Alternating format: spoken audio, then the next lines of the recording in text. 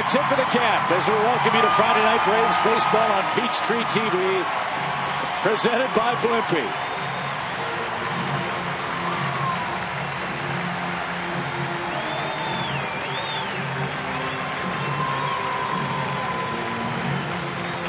And I guarantee you Tim Hudson had something to do with that. You know he did.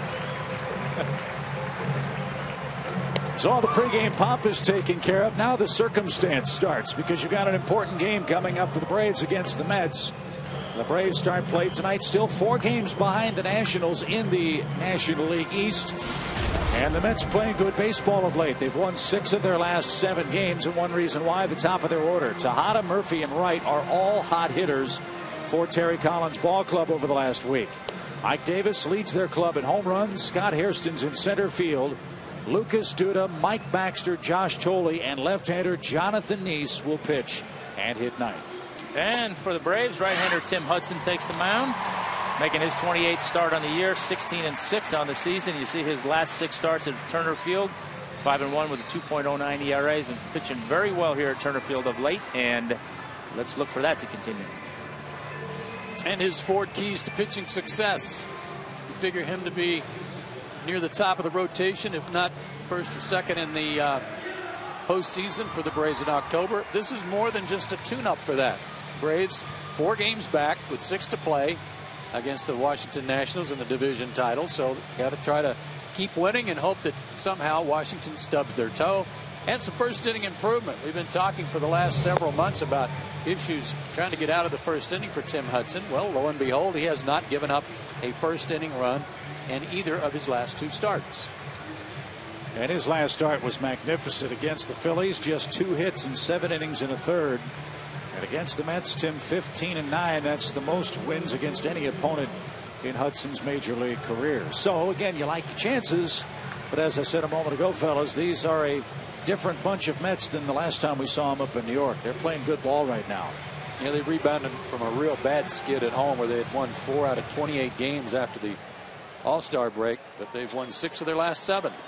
And this will be some motivation for them to try and eliminate the Braves from that divisional title contention. So they'll be playing hard tonight and all weekend. Chipper gets the first chance of the game, and he makes it. It's almost as if it were scripted. Well, right? Either that or he's thinking that would have been a great way to start the night with a boot because of that in-between hop.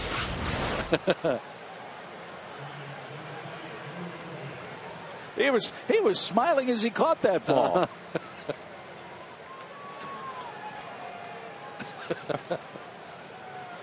Okay, got that one out of the way. And here's Daniel Murphy, Mets second baseman, hitting .294 for the year with 6 homers and 65 RBIs.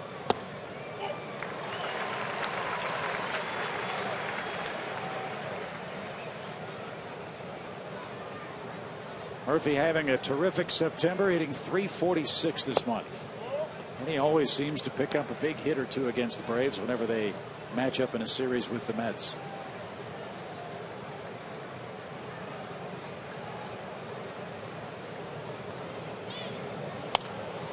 Hudson ahead of him, 1 ball, 2 strikes.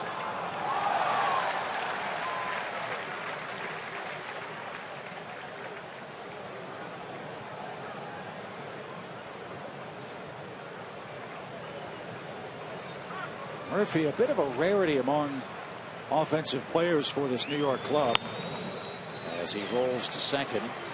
Uggla's got it, makes the play. He's been a better hitter at home than on the road. Most of the Mets offensive players are the exact opposite for some reason.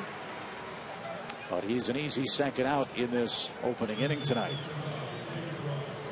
Here's a look at the Braves defensive lineup. Still no Michael Bourne. Reed Johnson gets the start in center field with the left-hander on the mound. Standard infield alignment. And David Ross gives Brian McCann the night off behind the plate.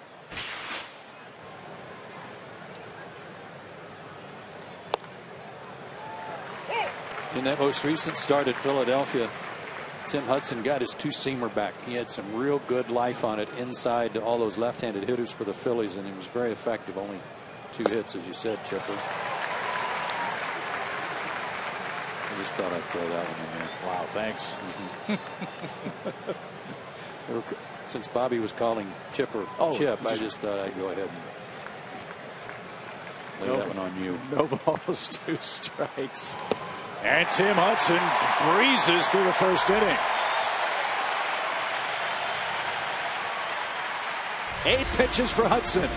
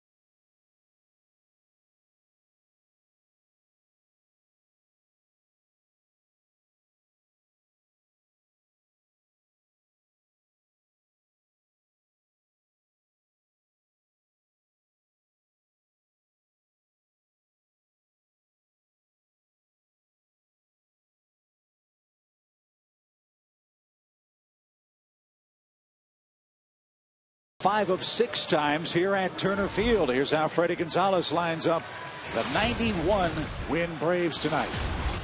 Reed Johnson leads off. Prado, Hayward, and Chipper Jones the cleanup man. Freddie Freeman, Dan Uggla, David Ross, shortstop Andrelton Simmons hits 8th, Hudson 9th, and a tough customer on the mound for New York tonight.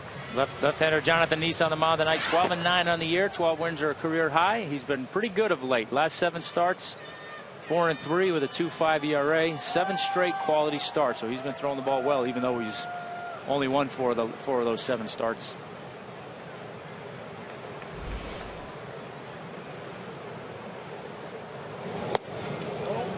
His 4 keys to pitching success tonight: he's had excellent command, only 14 walks in his last 13 starts, and just 46 out of 183 innings on the year. But he needs some help. He and R.A. Dickey have been a good 1-2 punch. To short.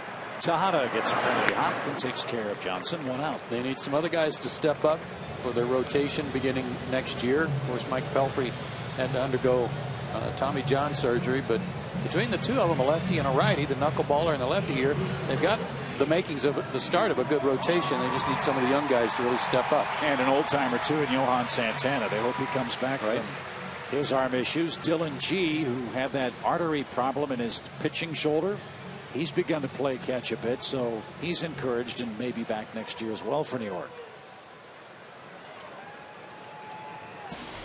Martin Prado, the batter, a 5-game hit streak for the Braves left fielder, hitting .305 for the season.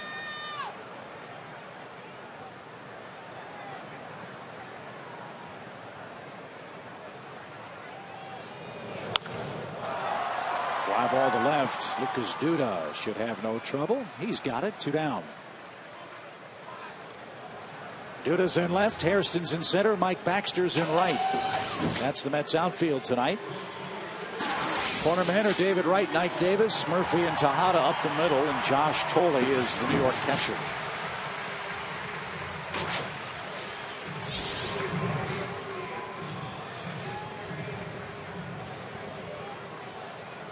Jason Hayward's had good luck against Jonathan Neese. Hayward 7 for 17 with a couple of homers against the Mets lefty. The Let's see if he can reach and give Chipper a chance to hit in the game's first inning.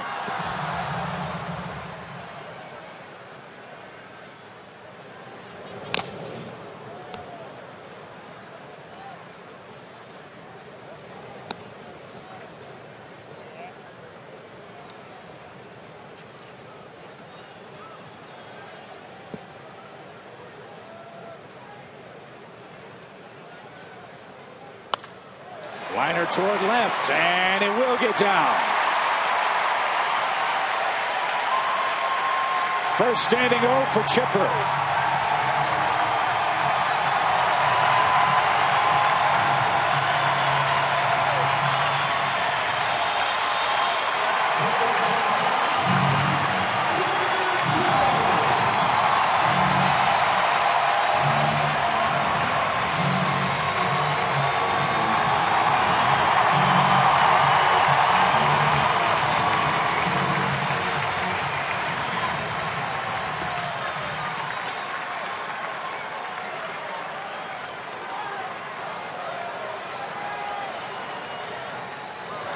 And look at all the flash bulbs.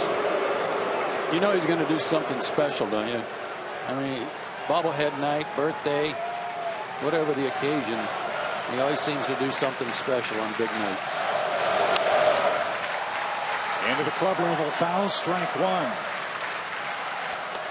Chipper hitting .309 this year from the right side of the plate, .292 overall.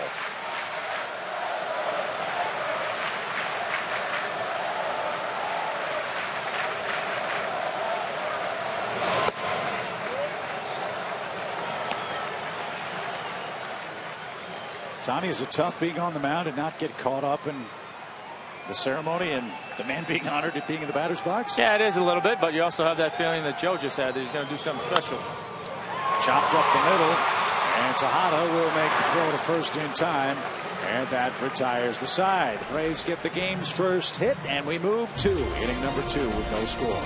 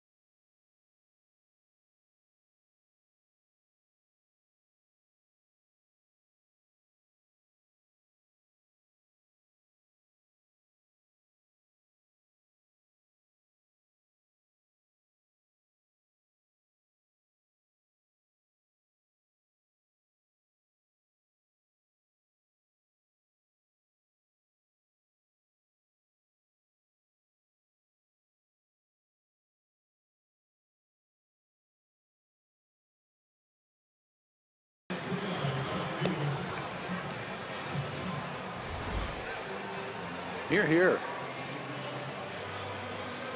Where's the ballot box? You know, to borrow a line from one of my favorite commercials, I mean, how long are they going to worship this guy? I mean, my goodness. Well, what a great crowd here tonight. It's a sellout. They've been selling standing room tickets for the last 2 weeks. In fact, standing room all weekend expected. Yeah, it's a good crowd. Good to see. Good for Chipper, good for the fans, and certainly good for this team, for this atmosphere. Foul ball off the bat of first baseman Ike Davis, the Mets leader in homers with 31 of them. 89 RBIs for Ike, but a .224 batting average. Kind of like John Buck, he's come a long way. He was sub 200 for a lot of the year, and 19 of those 31 homers have been hit since the All-Star break.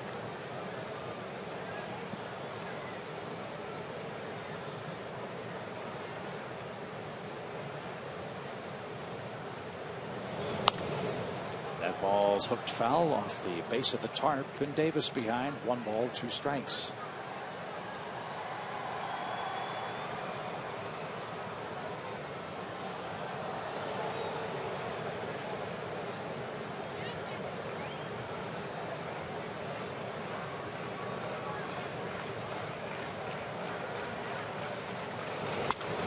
Ground ball up the middle and past Dan Uggla. So Ike Davis has the first New York hit, and he's aboard for Scott Hairston, the New York center fielder. They had a shift on for him, but they didn't have a full-blown shift that would have taken that hit away. They just had Chipper, and Anderson really moved up the middle. Chipper was way off the line and had Uggla a couple of steps to his left, and that opened up a little bit of an opening. You can see the guys on the left side, how far they're cheated up there, but right in between the bag and Uggla.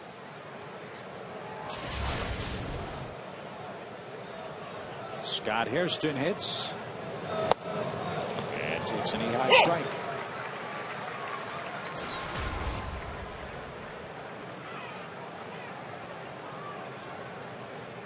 Hairston with a 19 homer season.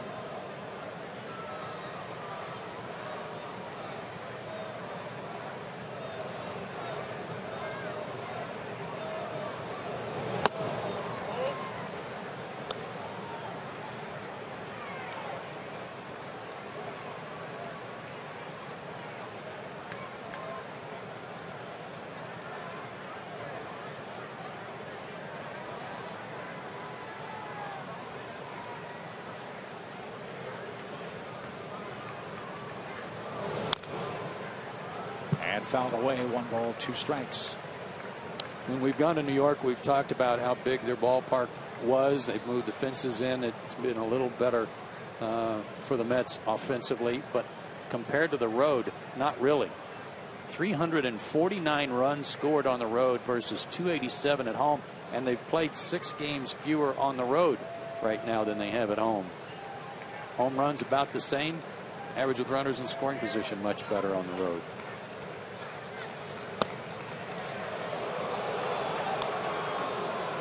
Hairston certainly falls into line with that stat, as Hudson just missed a corner.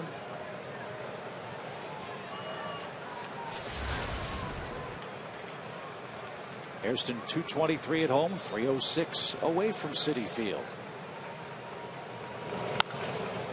And pops one up toward Dan Uggla at second. He's got that measured up and makes the play. 1 on, 1 out.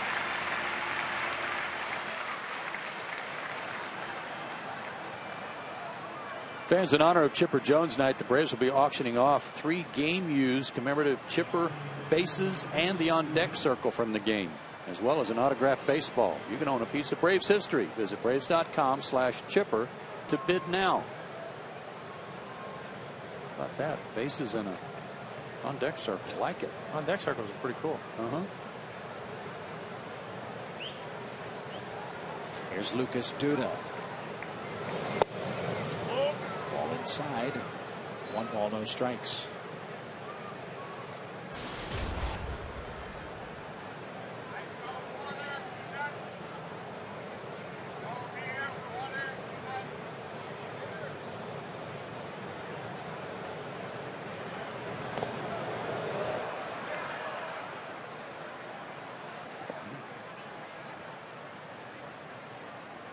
Davis almost shocked that Hudson bothered to throw to first. He doesn't run very well. Almost caught him napping. 1 ball, no strikes.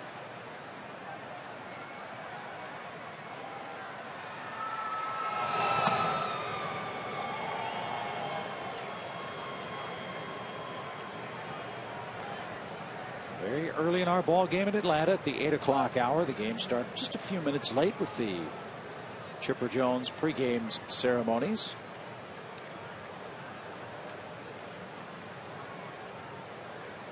Hudson got the Mets 1, 2, 3 in the first. He's allowed his first base hit. Ike Davis at first with one out here. And now 2-1 to Duda. Their outfield's been a big disappointment. Jason Bay hasn't been able to put the numbers that they expected him to, and they signed him as a free agent a couple of years ago. Duda actually was sent back to AAA because he was scuffling so bad at the beginning of the season. And Angel Torres, who they got from the Giants, has had nowhere near the year that Angel Pagan has had, who went the other way for San Francisco. So not much production out of those three spots this year for New York. Wonder if that'll be on their shopping list in the offseason, either via trade or free agency, to add some pop or some speed in that outfield.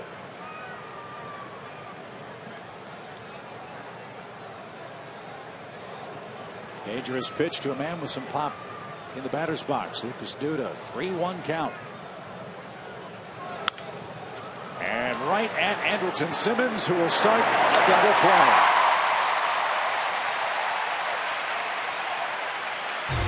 No runs, one hit, and nobody left.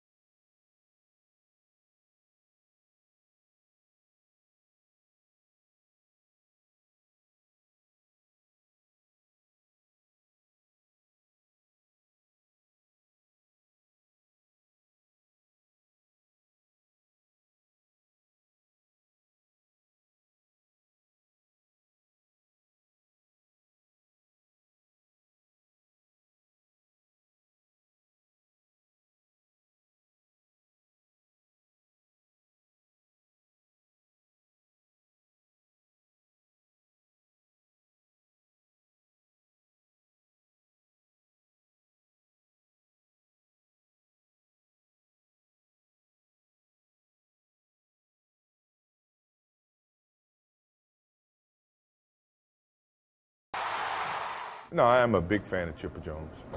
Always have been. Yeah, you talk about someone who will grind through injury, find a way to get back out there to support his team. You know, it seems like he's the glue of the Braves right now because he's the elder spokesperson. But yet you can always see the passion that he has for the game, and I admire someone like that. And you know, in his retirement, you know, he's going to have to find some substitute for that. I'm pretty sure he will. I don't know if he plays golf or that his aspirations is to own a team or whatever, but either way, he has a fan in Michael Jordan. I totally support and very happy for Chipper Jones. That's awesome. That's pretty cool. That was. One thing I can guarantee you, he's not going to be riding a minor league bus like Michael did when he finished playing pro basketball. If he is, it's not going to be a very long trip. Yeah.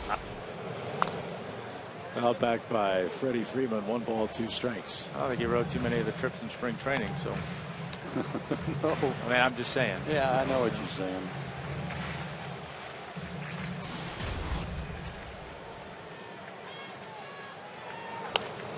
I think he went to Kissimmee a lot. Yeah.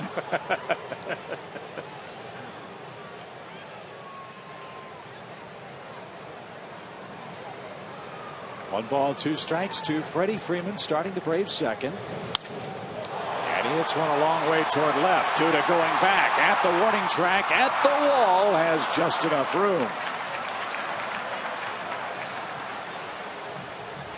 Freddie just missed, but is out number 1.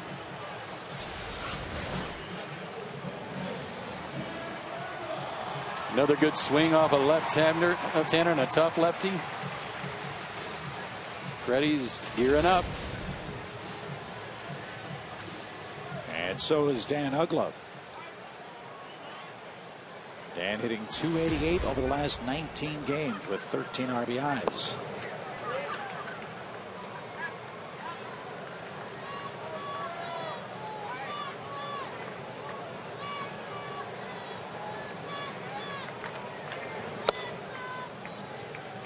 I brought up to Greg Walker today the comment I made last night about how it seems like Dan's on top of the baseball more. He's not popping up as much, not quite as much of an uppercut. And he said that part of that would be due to Dan getting his hands ready sooner. You know, he's always had a kind of a waggle and liked to do a little waggle right before he made his stride. Well, he's gotten him to kind of calm his hands down a little bit sooner so that his hands are in a better position to cut it loose. And he also said a little better weight shift to his front foot that's keeping him from falling back and not quite so much of an uppercut. Hooked one for a double last night and hit the ball hard another time to short. Had plate coverage here when he dumped that one in with the bases loaded. So a 3 RBI night for Uggla last evening. And now a full count with the bases empty and 1 out in the second. What's exciting about Uggla is if he's starting to hit the ball with authority, you also know how patient he's been at the plate this year. Uggla has walked 91 times. Make it 92 as David Ross stands in. And again, this guy doesn't walk many people. He just walked one in his 6+ innings against Miami, his last start. That's only the 15th walk in his last 14 starts. All season long, Braves baseball on Peachtree TV is presented by Academy Sports and Outdoors. The right stuff, the low price every day. You know, and to that point, you know, when he's swinging the bat well, and you know he's a home run threat, it's going to cause pitchers to be a little bit more cautious with him. He's going to get his walks, and as we all know, in the playoffs, a walk is a rally. Yes, you got something going, so that's a big deal. David Ross skies one foul out of play. Strike one to the Braves catcher. David had 2 hits and scored a run last night. A little concerned though about that side in the final game against the Marlins. I asked him about that today, and it is still bothering him some and does affect him when he's running.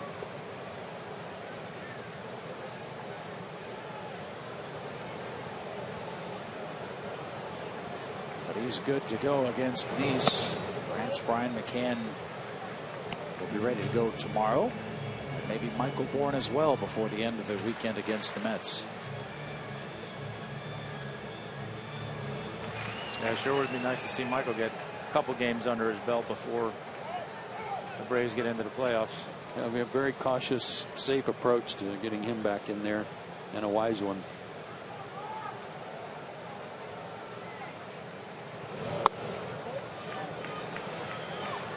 Two balls, 2 strikes.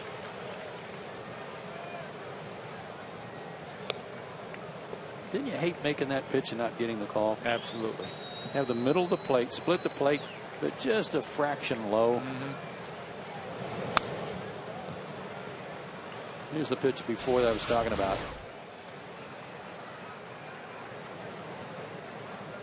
Yeah, when you're ahead in the count right there, you want to throw something that's enticing enough, and hopefully it's called a strike. If not, at least get the guy to, at least get the hitter to swing at it.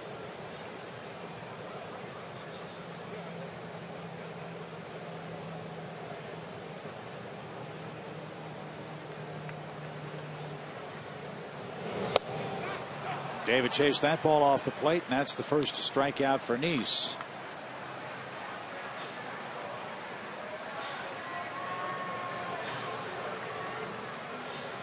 So this thing with the turtlenecks or the nerdlenecks, is Chipper called them. I guess he was responsible for everyone's attire tonight. Is that right?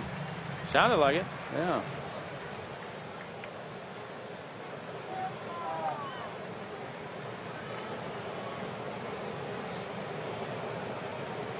Anderson Simmons bats with Uggla still at first. I'm told the players did it. to honor Chipper. Yeah, so I think they've got at least got the newer dry fit material. I think Chipper's still the old school heavy cotton, maybe even wool. It might be. Pretty good chance, right? 1 ball, 1 strike.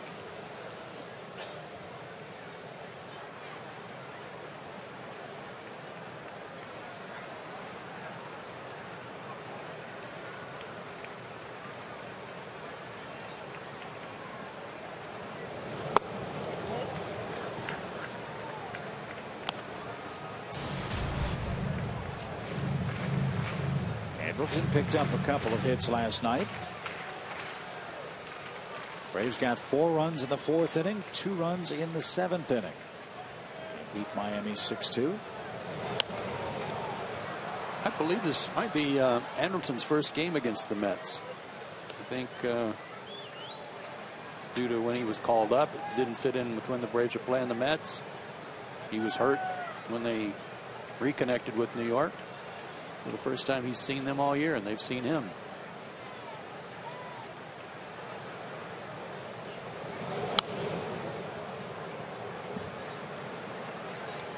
Two balls, 2 strikes.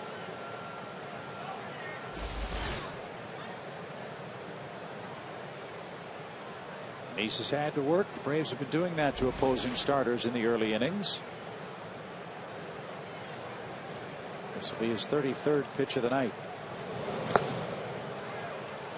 And that one in the dirt. Uglo will be running with a full count.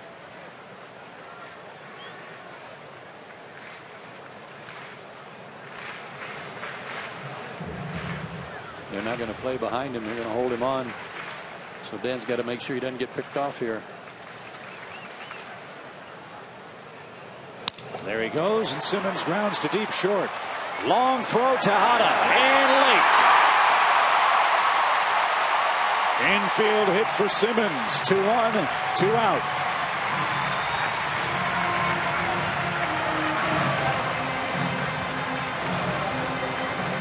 And with the runner moving, Tejada knew he didn't have a play at second base. And too long a throw to get Anderson.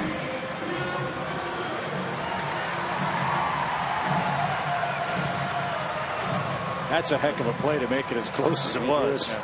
That's on AstroTurf. That might be an out. So now a good hitting pitcher can help himself. Tim Hudson has 6 RBIs. This one hit toward David Wright, however. And he'll make the peg to first to retire the side. No runs. 1 hit, 2 left. To the 3rd we go. Still no score.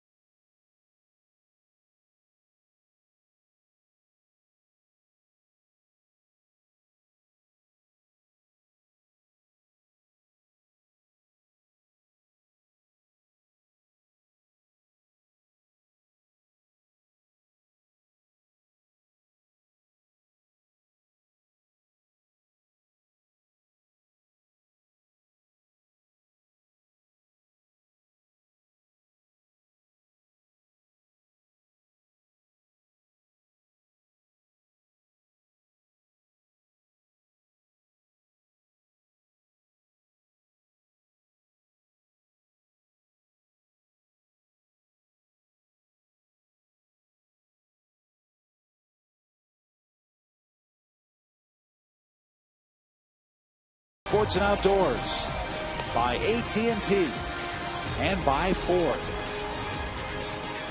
Joe Simpson, Tom Glavine, Chip Carey, and our crew with you from a sold-out Turner Field. No score as we head to the 3rd inning. Chipper Jones had the first defensive chance of the ball game. He grounded out to short in the first inning.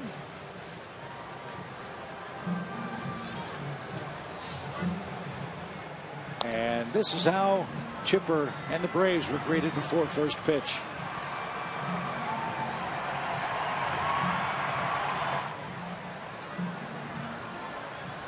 He realized when he ran out on the field that nobody else was running out there with him, and then he got challenged right away with a tough hop.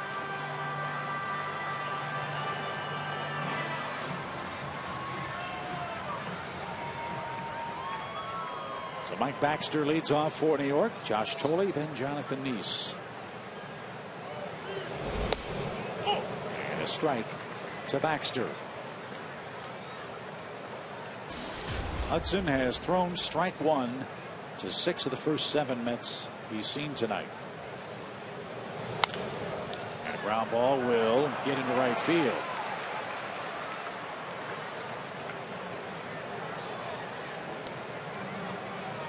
I think Freddie'd like to do that one over again. I gotta say, I think there was a little either a misread there or he didn't see it off the bat. I think he might have thought that ball was more towards Uggla than it was. Dan was a long way from the hole, and that was a ball Freddie gave up on right away, maybe anticipating Dan playing more to pull. So here's Josh Tolley. He has not been a hot Met hitter. 163 is his average since July 31st, and included in that stretch an 0 for 30 dry spell at the plate.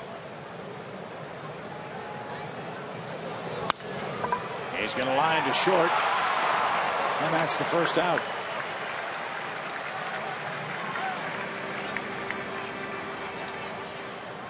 I don't care what the reason is. Anytime you get to see Anderson show off his arm, I'm all in. A modern day Sean Dunston.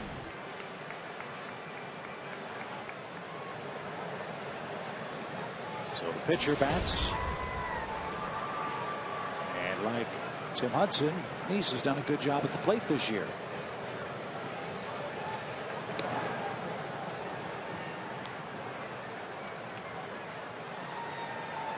Hits, 6 sacrifices.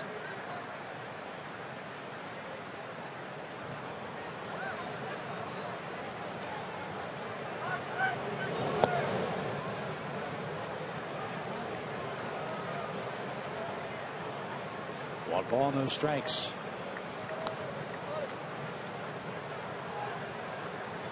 We'll keep an eye on all the scores around the big leagues, especially in the National League tonight. Washington is in St. Louis, a big 3-game series starting with the Cardinals this evening.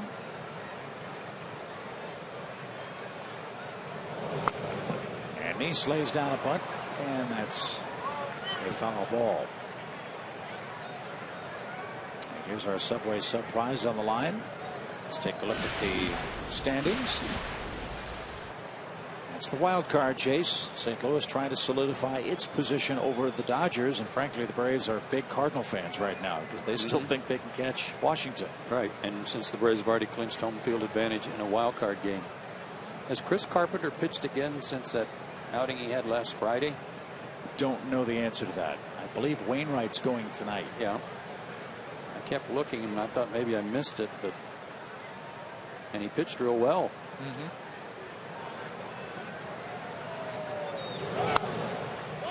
There's the bunt. David Ross tells Hudson to fire to first, and he does.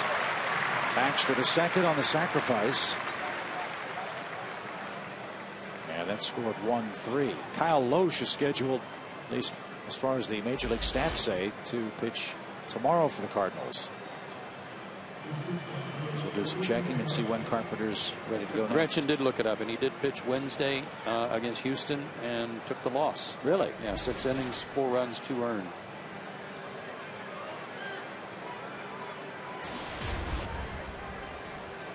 But it's still really spring training for Chris Carpenter, or at least April, as far as the arm's concerned.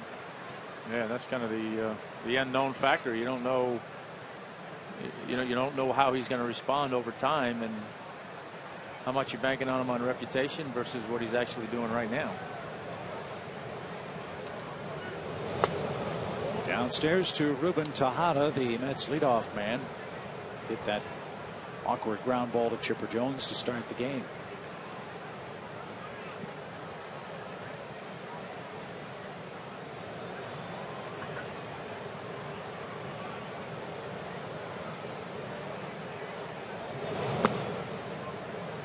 Has been a hot hitter, a 9-game hitting streak working. Yeah, hitting .417 over his last 10 games. Their offense has really picked up the pace during this stretch where they've started to win a few more games.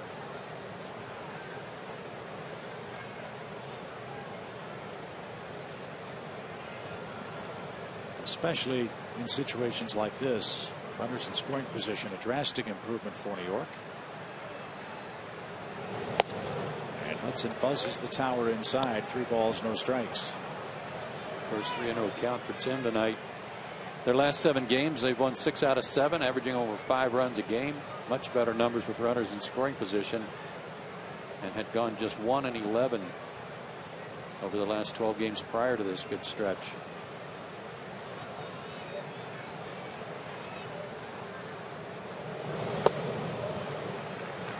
That's over the inside corner.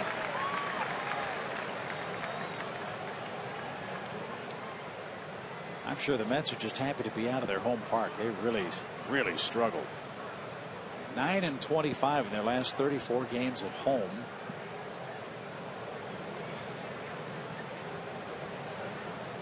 Yeah, they're only 3 games under 500 on the road.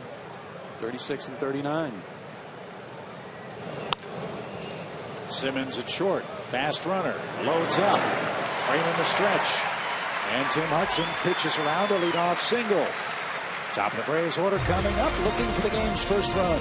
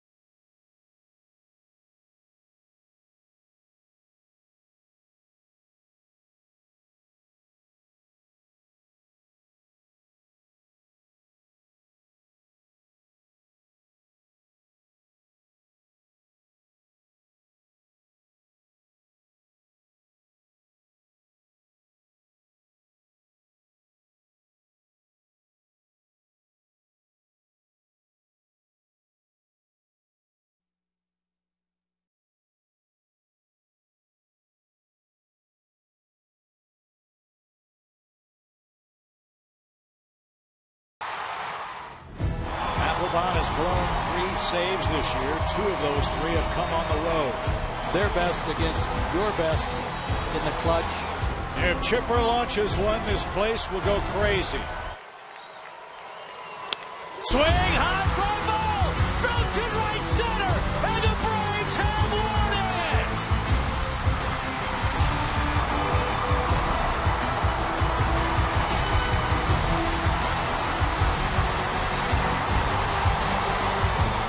Thank you to all these fans for sticking around and believing in us. For those that left, shame on you. You missed a great one.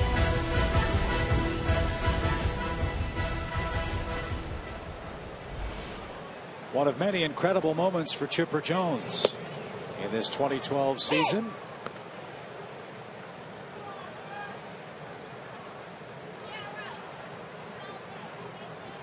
And then, of course, our Zaxby's indescribably good play.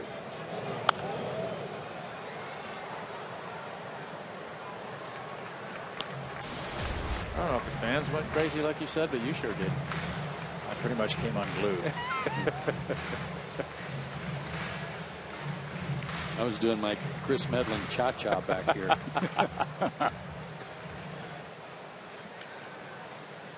Yeah, Eddie Perez was a little upset that we were showing their dance the other night. Was he really? Yeah. Why? I don't know. That's what I said. He said, why you guys showing the bullpen? Why are you showing my dance? I said, because it was funny. Oh, okay. He works all day long to be funny. And then when he is. Some people just can't be made happy, right, Tom? Exactly.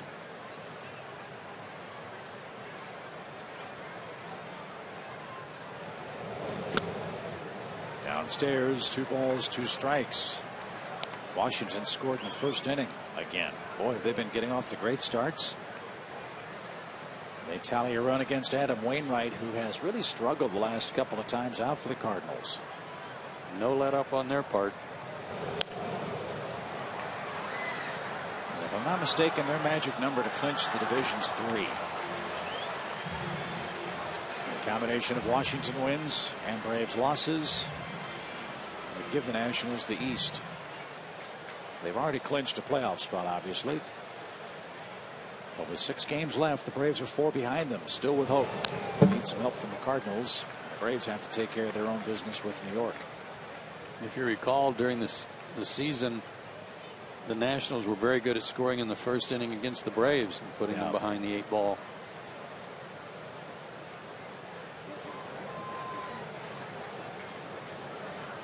Two balls, 2 strikes. And a pop fly foul by Reed Johnson, who will stay alive. Good at bat.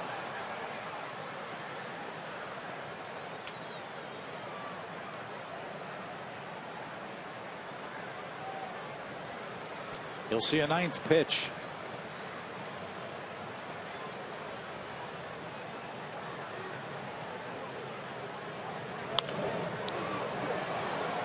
You'll now see a 10th, and if Neese continues to see high pitch counts, an impressive run might come to an end for him. He's thrown 6 innings or more in 19 consecutive outings for New York. That's pretty impressive. And his next pitch will be the 45th of the game. Now the crowd's starting to appreciate this Reed Johnson 3rd inning at bat.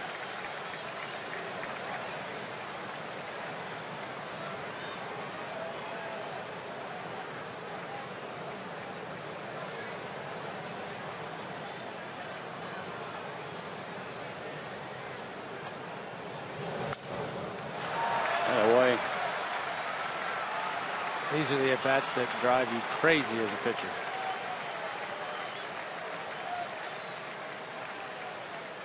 Just thinking, all right, already, do something. Let's go. Get a hit. Make an out. It's a standing room only crowd. You got to get them all a ball. Well, I hope not, because we'll be here a while. Did you ever tell the catcher, tell him I'm throwing him a fastball, so there's no guessing involved? No, but I don't think I was outsmarting too many guys out there, to be honest with you. But too short. And Tejada will make the play. Neese wins the 3rd inning matchup with Reed Johnson. 1 out.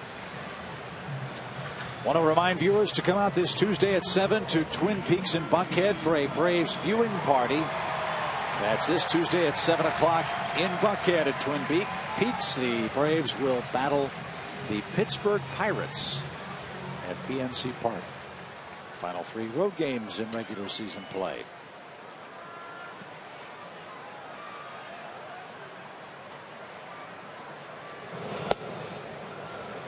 A strike to Martin.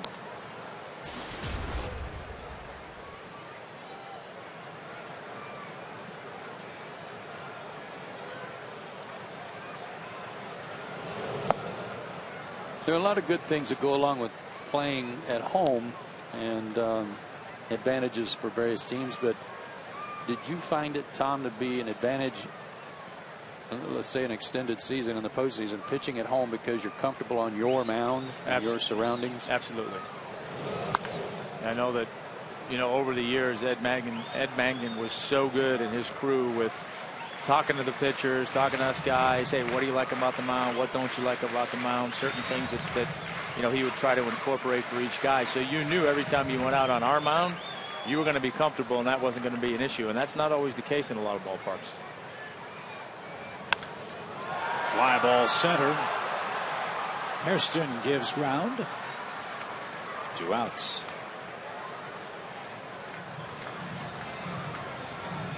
Well, the Braves say they're going to play their A lineup and keep their pitchers in rotation until they can't win the division. That means we hope that final Wednesday game will be an incredibly important game against the Pittsburgh Pirates. If not, Freddie Gonzalez said before the game you might see Delgado, Tehran, maybe even Ben Sheets pitch in one of those final games against the Pirates. Yeah, I guess the most interesting thing, like we've talked about, is what do you do with Huddy? Because that's going to be his turn.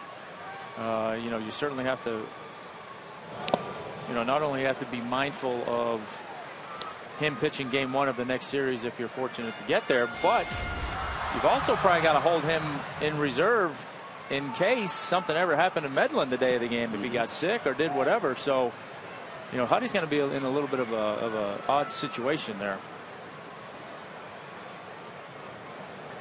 Freddie did today intimate as well the way he would set up his roster for the wild card game. 3 starting pitchers, 15 position players.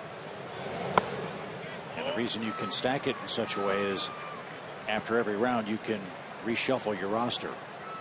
Yeah, since it's a 1-game shootout, you don't need to carry 5 starters that day. It makes sense. You've got that one guy in case something happens to the guy who's supposed to start. And then you've got another guy you could use if you get into extra innings or something like that. 3 up, 3 down for Jonathan Neese. Good ball game in Atlanta. Still no score.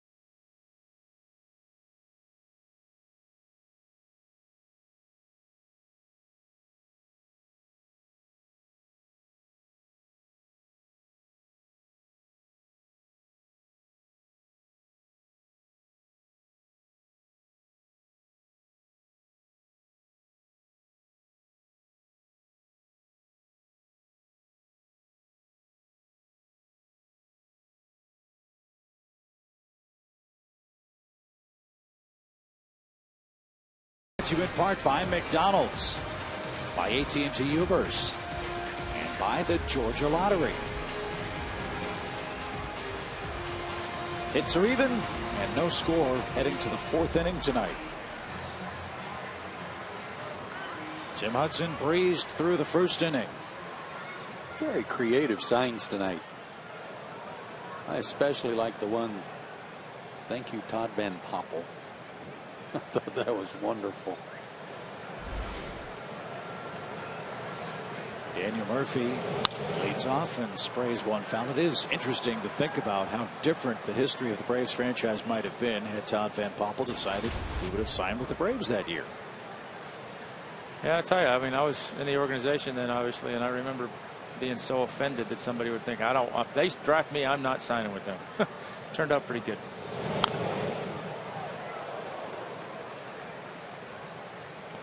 There's the sign. That's my favorite. That's the leader in the clubhouse right now.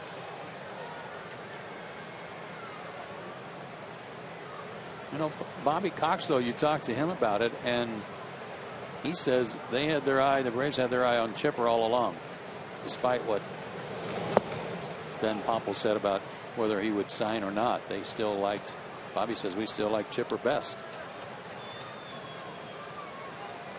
Well, maybe that just confirmed in their own minds that Chipper was the guy instead of Van Poppel, all things being equal.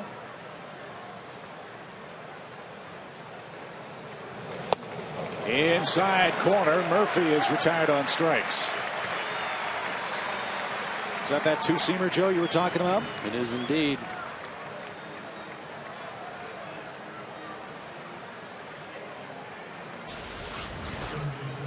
Is that two-seam sinker that he starts off the plate, brings it back over the plate? Now remember, Joe, you're right. I didn't see his last start, but the one before that he had here, that was a pitch that he seemed to be having trouble with. Wasn't able to put guys away when he got to that 2-strike count. But that pitch right there was a beauty. He had a good one in Philadelphia, his last start. So while Chipper Jones, the face of the Braves franchise, might say the same about their third baseman, David Wright, the all-time Mets franchise hit leader.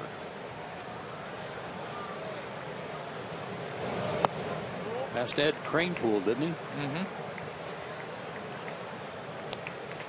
And for David Wright, a marvelous season. A .309 average, good for 6th in the league, 21 homers, and a team-high 91 RBIs.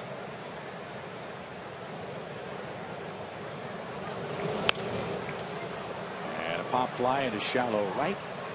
That's out number 2. Big question for the Mets. What will happen with David Wright? Will he remain in New York, or will he head to free agency? I believe there's an option on his contract for next year. Be okay. I'd be okay with him coming here. Yeah, there'll be an opening,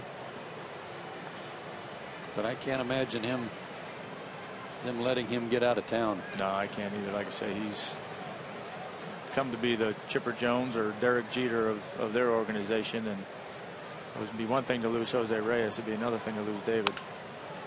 Davis grounds to Simmons. The Braves adjusted their infield alignment, and Andrelton had no trouble getting Davis. 3 up, 3 down in the 4th inning. Chipper Jones, speaking of him, he'll lead off the Braves' 4th in a scoreless game.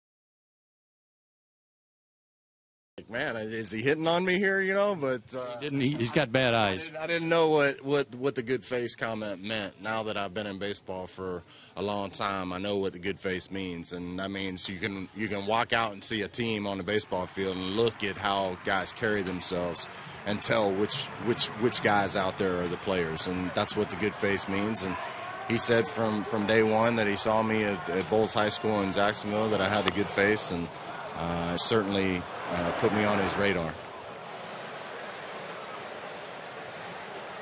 He rolls out to the pitcher, Jonathan Neese, to start the 4th inning. Chipper 0 for 2 tonight.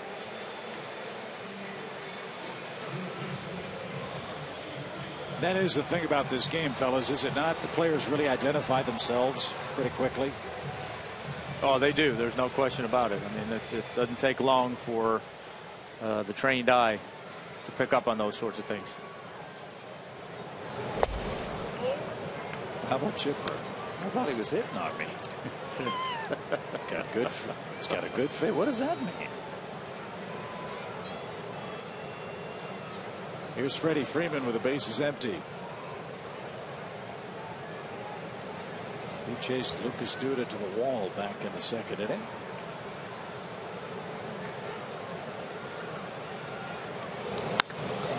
High towering fly ball to right. Baxter back. Track wall. Goodbye. 1-0.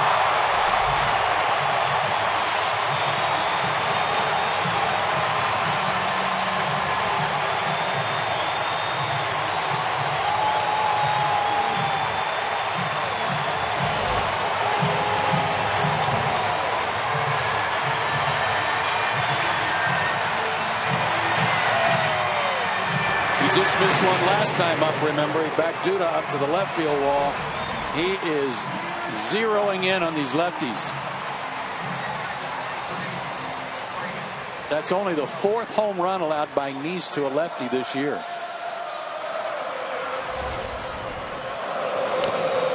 And that was one of those majestic moonshot kind of home runs. The only question was, did he hit it too high? Baxter was trying to get in the stands and wait for it to come down.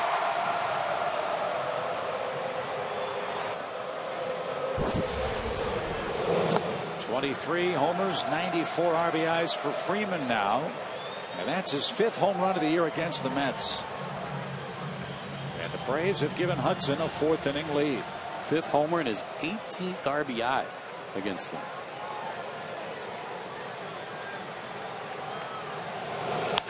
Agla smokes one up the middle. Nice wonders how he didn't catch it. See, I think this swing right now for Dan Ugla, like the double he hit last night, a hard ground ball he hit to the left side last night, and evidence right here of a line shot back through the middle.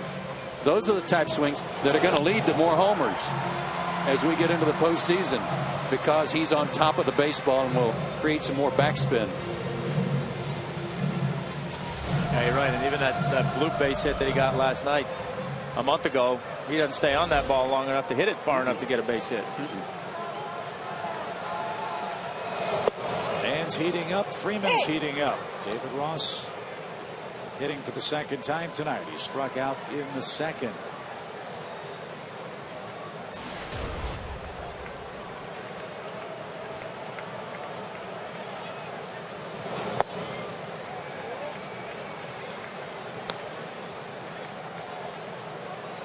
Like that 1st inning, Edwin Jackson's the man on the mound for Washington. And he's not out of the 1st yet.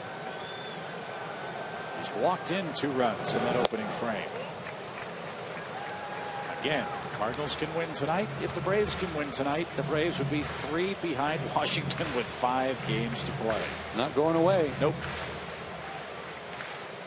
By the way, that home run by Freddie, his 2nd of the year off Nice.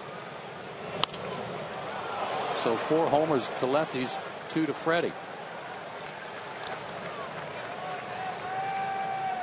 Well, that's going to be awfully important, I think, for the Braves in postseason play. You know, clubs are going to try to load up with lefties in their bullpens to try to neutralize the Haywards, the McCanns, and the Freddie Freemans in the middle of this lineup.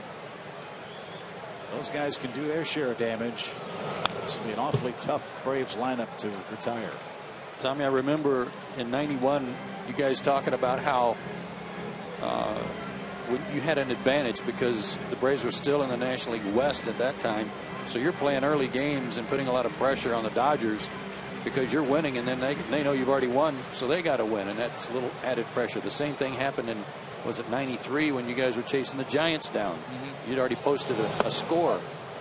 Yeah, it's always good if you can post that score and let the other team see it when they're either taking the field or in the process of them taking the field, and even in the middle of their game. And You're absolutely right. Puts a little bit more pressure on them to feel like, uh-oh, we got to keep pace.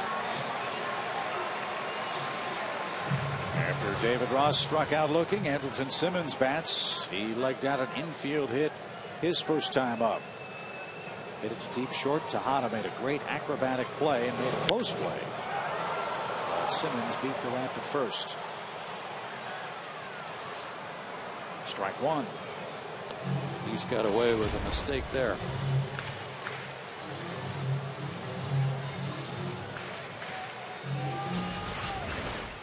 Change up, it looked like.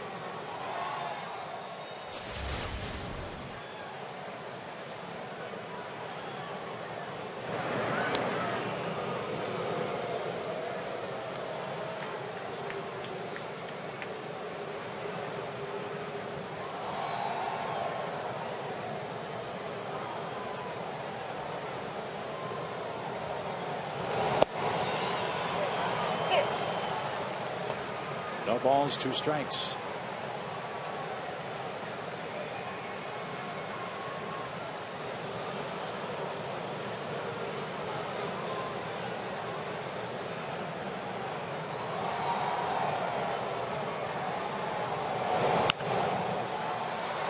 Tejada at short, flips to second in time, and that ends the Braves' bottom of the 4th inning. But Freddie Freeman launches one deep into the seats.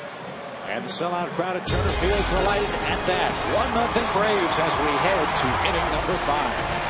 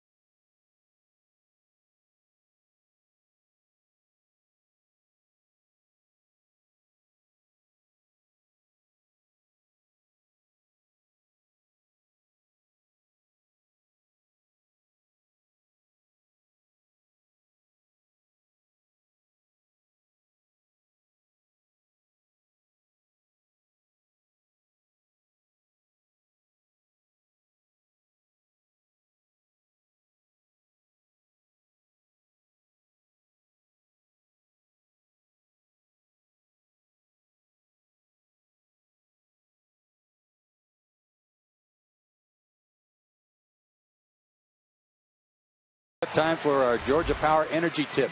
I'm going to give you 2 guesses. Guess what number it is tonight, but you got to watch the video.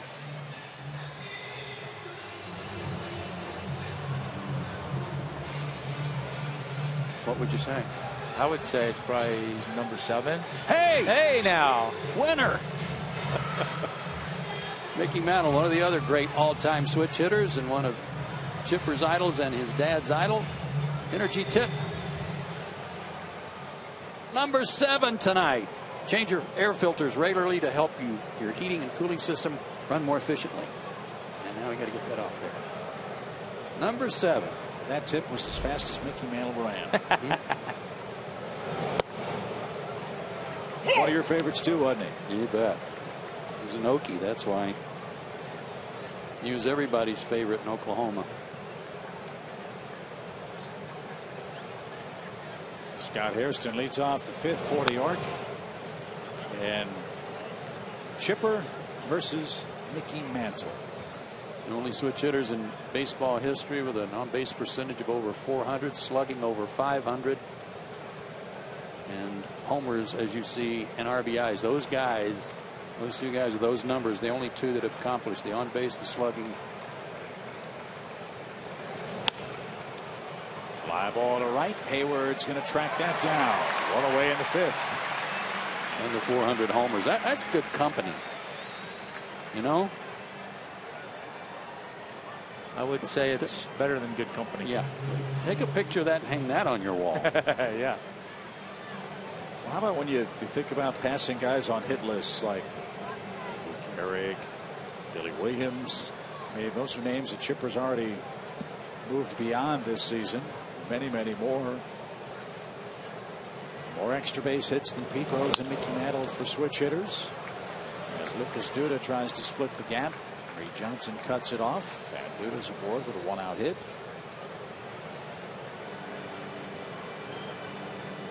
And Chipper, our SunTrust solid performer. That's his career. And as John Schuerholz and Pete Van Wieren, I believe it was Pete, I beg your pardon, before the game in the pregame ceremony said, a 300 or better batting average from both sides of the plate. Yeah. Wasn't it great to see Pete here? Oh, man. Looks great. Great to have him at the ballpark, emceeing the festivities before the game. And yes, ladies, you're all 10s.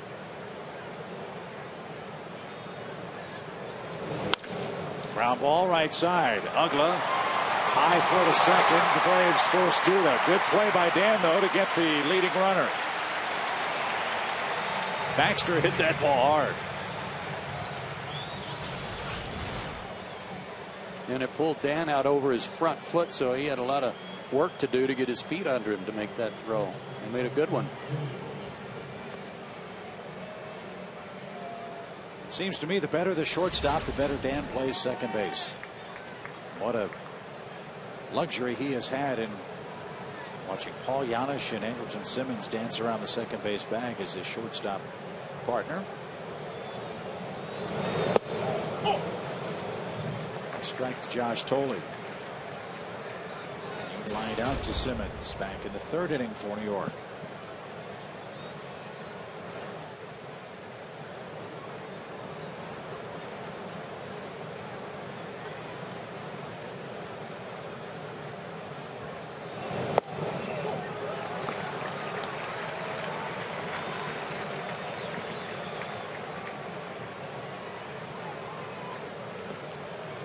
Cardinals wound up with 5 runs in the first. 5-1.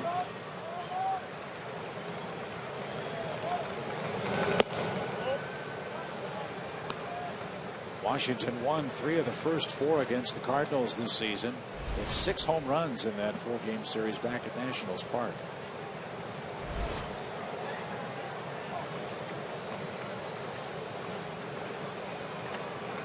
Good news at Busch Stadium. Good news here in Atlanta, where the Braves lead the Mets in the middle innings 1-0 on a Freeman homer. Runner goes. Ross's throw is right on the money and in time. Woo! That was a laser.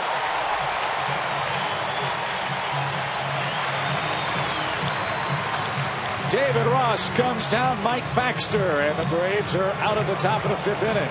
Tough pitch to handle and what a throw.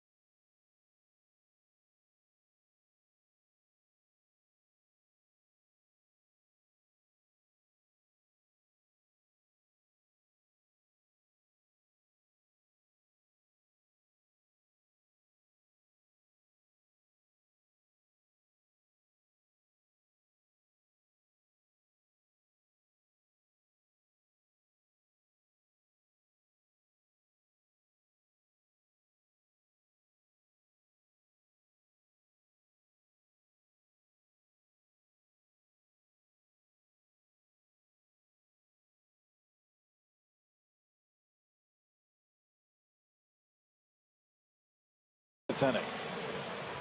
Only run of the game, that Freddie Freeman solo shot in the 4th. But a little defensive help just now on our Home Depot tools from the dugout. What a throw by David Ross. And as you said, Chip, a tough pitch to throw on.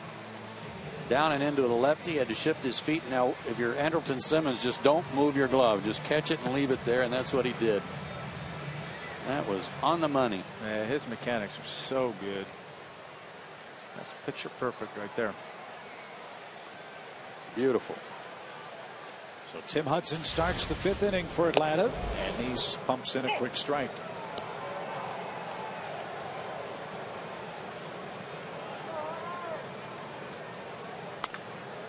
Scorched foul past third. He just missed a double.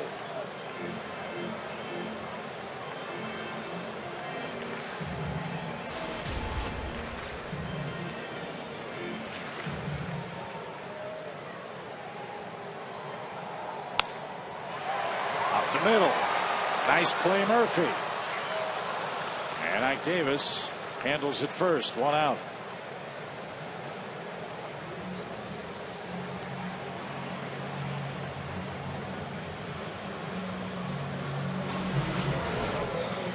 Almost got it by him. And he was looking for his 13th hit of the year. He's got 3 doubles.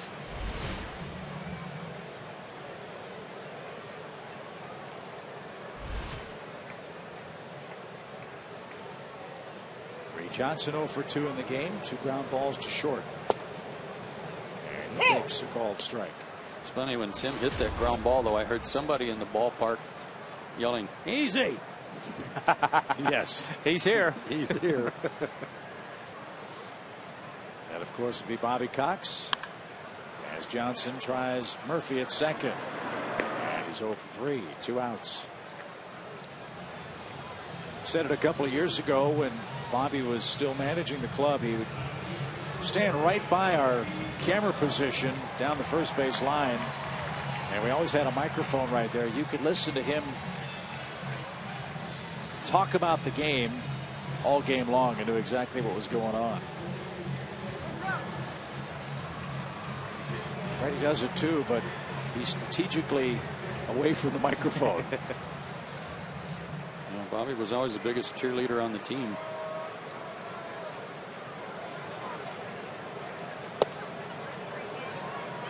Strike to Martin, who's fly to left. He's fly to center.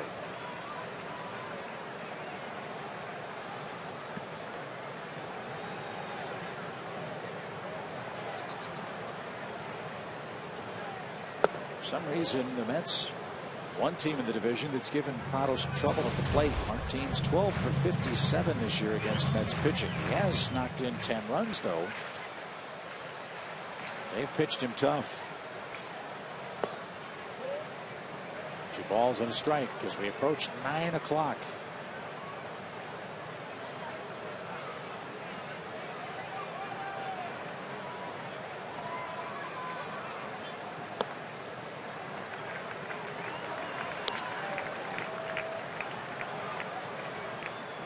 Jonathan Neese was born to be a Met. Literally. He was born on the day the Mets won the World Championship in 1986. He issues his second walk of the game. As Joe said, he seldom walks anyone. There's 23 walks now in his last 20 starts, including tonight's play. So Jason Hayward hits before a packed house. Friday Night Braves baseball on Peachtree TV is presented by Blimpie.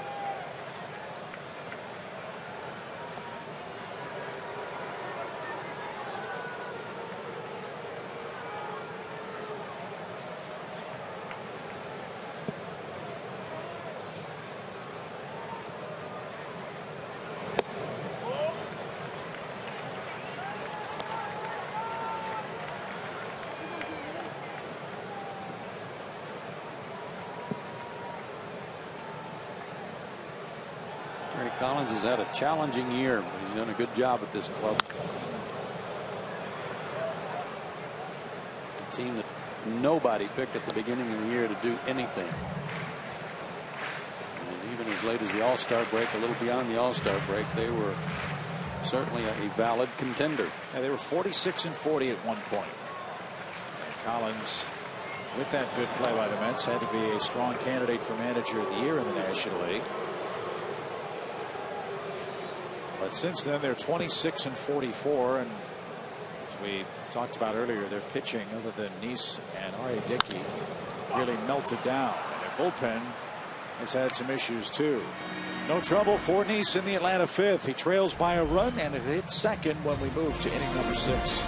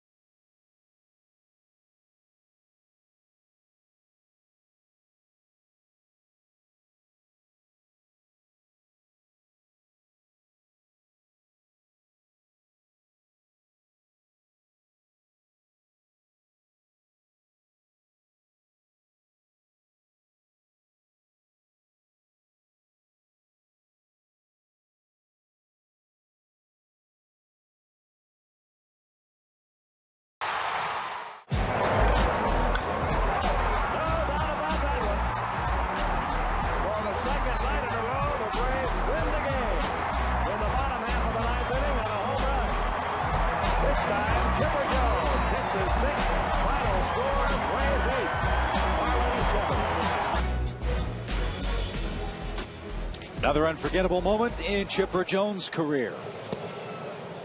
That was a little different reception for a walk-off winner than we've been seeing here in recent years.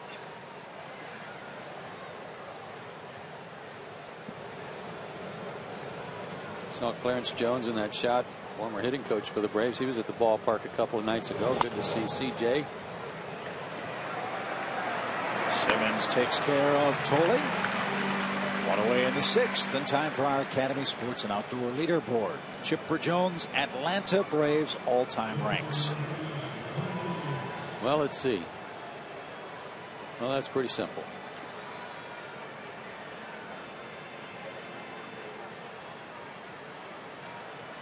All in one uniform. Pretty cool.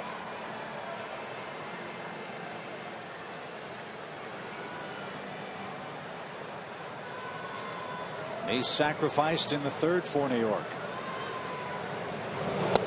And takes a strike from Tim Hudson, who is pitching a beautiful game so far tonight. I liked what Derek Jeter said in the pregame ceremony. They had a video tape from him, and I can't quote it, but something about when he thinks of Chipper Jones, he thinks Braves. I mean, he just fits in the Atlanta Braves uniform. That's where he's supposed to be. Yeah, so he looks like a ball player, acts like a ball player, and is an Atlanta Brave, or something to that extent. Yeah. Well, that was a huge compliment.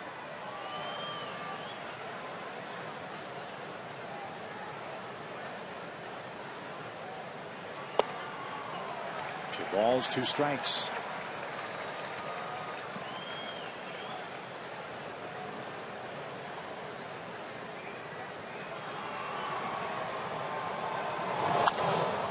To second. Aguilar's got it. Here is that Derek Jeter quote.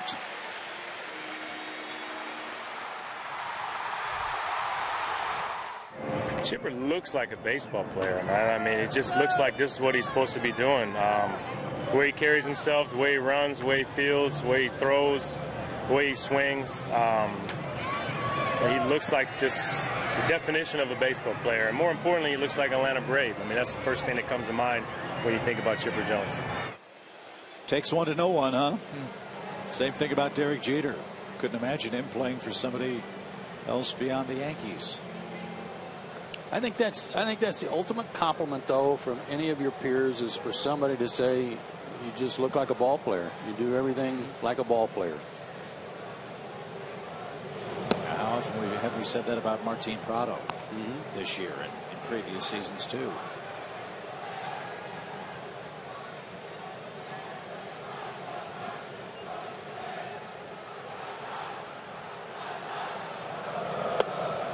There's a strike to Ruben Tejada. 1 ball, 1 strike, your count. Tim Hudson scattered 3 singles tonight.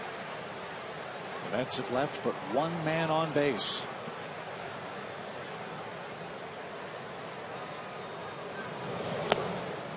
And a season full of remarkable stories. I think, fellas, it's safe to say Tim Hudson's is one of them too. Remember, he didn't start a game until late April. Missed almost the entire first month of the season for the Braves. Yet here he is with a chance to win his 17th game.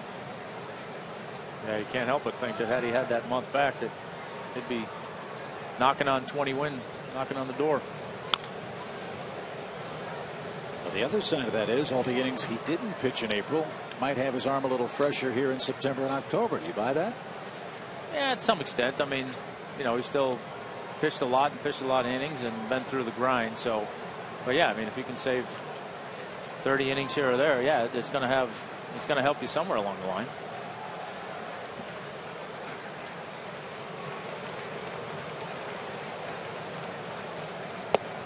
Right down Peachtree. Tejada took the call, 3rd strike. 3 up, 3 down. Middle of the order for the Braves in the 6th. It starts with Chipper as the Braves lead 1-0.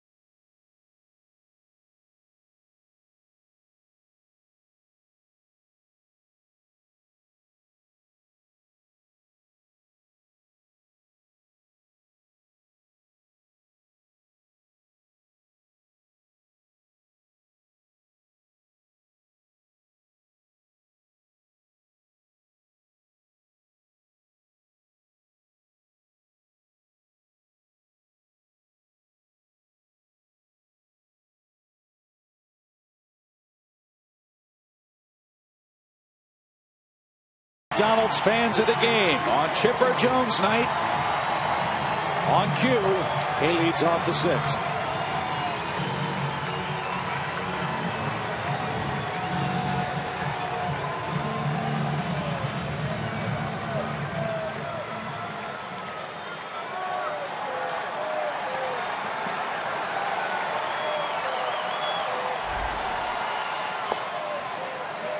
Get used to seeing the flash bulbs popping, folks. We're going to see that all weekend, and hopefully a good long time in October.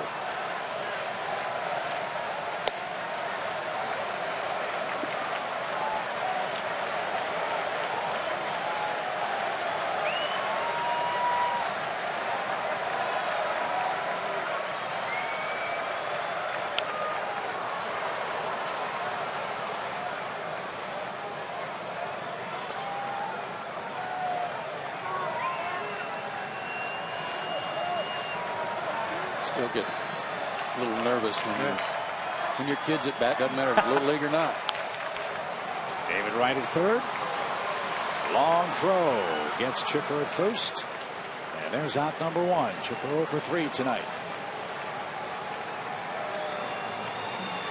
But on our Georgia lottery hitting the jackpot, this ball club has suffered the brunt of Chipper's damage. 1999 is NL MVP season. 12 games, 7 homers and 16 RBIs.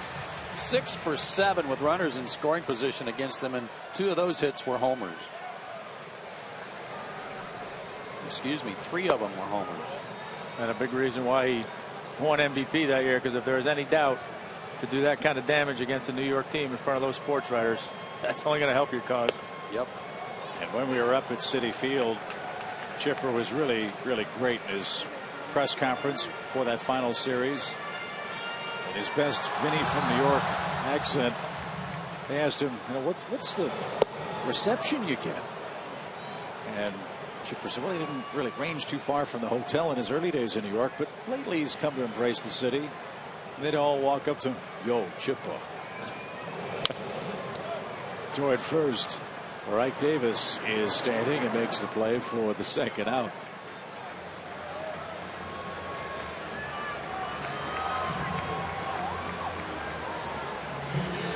Cardinals really pouring it on at home over Washington.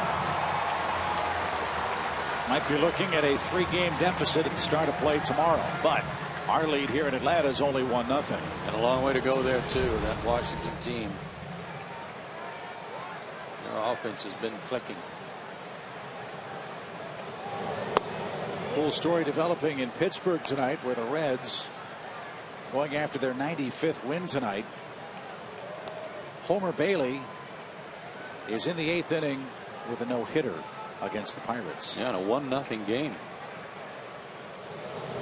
A.J. Burnett's pitching for Pittsburgh tonight. Yeah, he's having a hard time even enjoying that. Game's too close.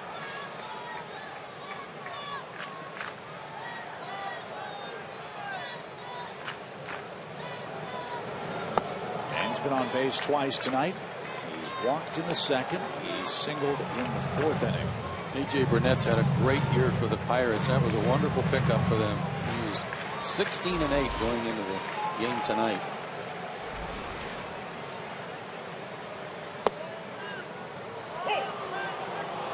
Dan was ready to take first base. 3 balls and a strike.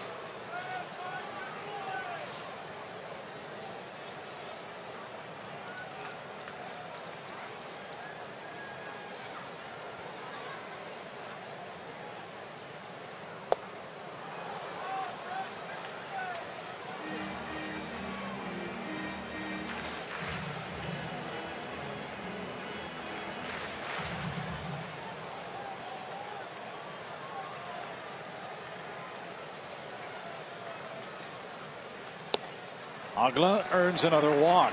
Wow. Boy, Nice has walked 3 men. Wonder when he's last done that. All season long, Braves baseball on Peachtree TV is presented by Academy Sports and Outdoors. The right stuff, the low price every day. Got a shot of Freddie Gonzalez a minute ago, and one of the things that struck me during Chipper's speech tonight was that he's been so fortunate in this age of sports where there's so much turnover in coaching and front office personnel that he's played. In his 19 years, he's played for 2 managers and 2 general managers. That's unheard of this day and age.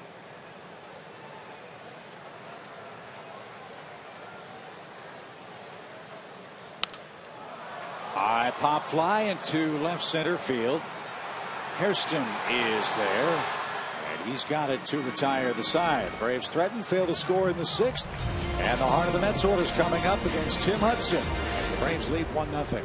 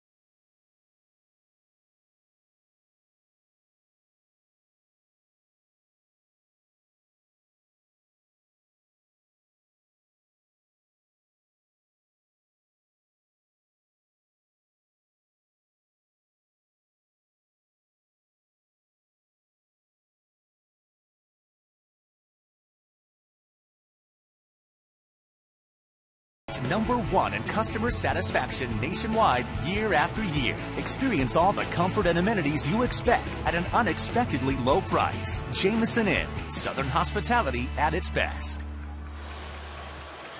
7th inning, Braves and Tim Hudson lead 1-0. Freddie Freeman hit a 4th inning homer. That's accounted for all of tonight's offense. And time for our AT&T U-verse trivia question. Who was the last Braves player to wear number 10 before Chipper Jones? I think Joe knows this one. Joe knows. Teacher. A line drive by Murphy into the left field corner. And he's going to have a leadoff double in the Mets 7th. Told you at the start of the broadcast, the 1, 2, 3 hitters for the Mets have been awfully hot. Hudson had them cooled off until Murphy doubled to start the frame. Yeah, this guy's hit .330 over his last 26 games, so a pretty good stretch for him. And going the other way against Tim to get a good inning started, perhaps for the Mets.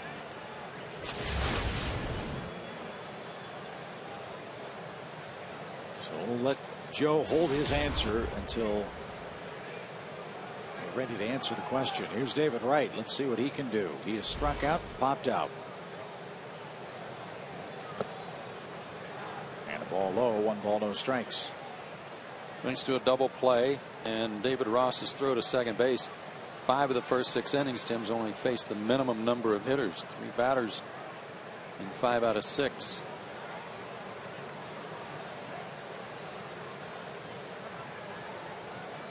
Second Met runner to reach second base tonight. And right inside outs this ball to right. Jason Hayward dives. Did he catch it? He did. But tagging on the play was Murphy. And is Hayward hurt? No, he's not. And can't be. Can't be. Not allowed. Maybe just knocked the wind out of himself, making that great diving catch.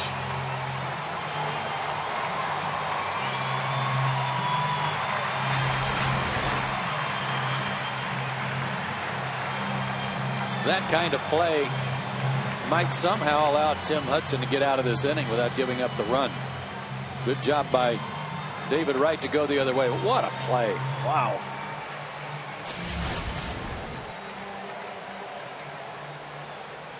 So Ross and Hudson discuss strategy.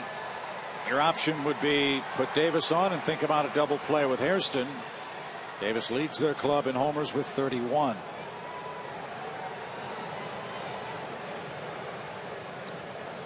I don't put him on right away. I don't either. With Huddy being who he is, between the strikeout and the ground out, I think you got 2 ways you can get him out without having that run score. You give him a shot at it, and if he gets behind the count and you want to walk him, then go ahead and do it. He's had a base hit tonight, but both balls that he's hit have been hit virtually the same place. Only the Braves put an extra move on him for the shift last time up, so he hit it right to Simmons. But he did hit both balls on the ground. Braves are going to play with the infield in here for Davis. Murphy at third with 1 out. 1-0 Braves lead. We're in the 7th.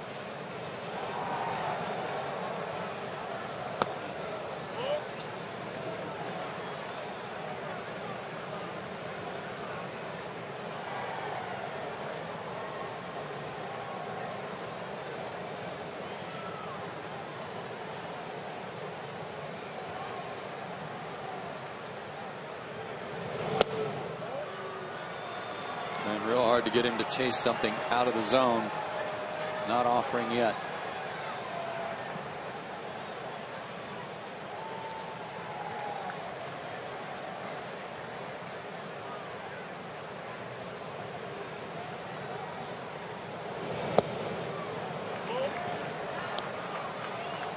Good patience by Davis.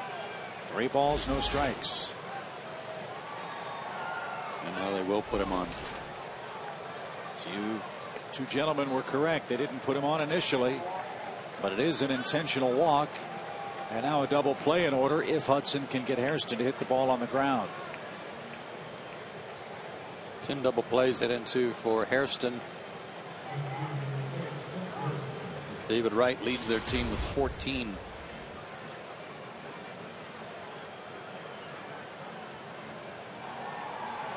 It's funny, I don't think of him as a ground ball hitter either. I think of him as a guy who likes to try to lift the ball, and he's had a career year home run wise with 19, but has always been a good situational hitter. We'll see if he's able to come through here. That swept outside and low. 1 ball, no strikes.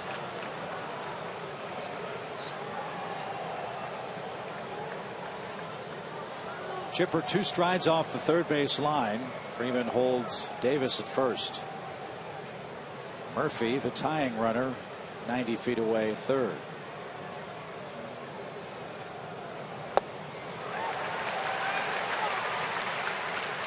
And Hairston swinging for the fences. One of his best fastballs tonight, 91. It's a little bit like the one he threw to Hada that he got a called third strike on in the last inning.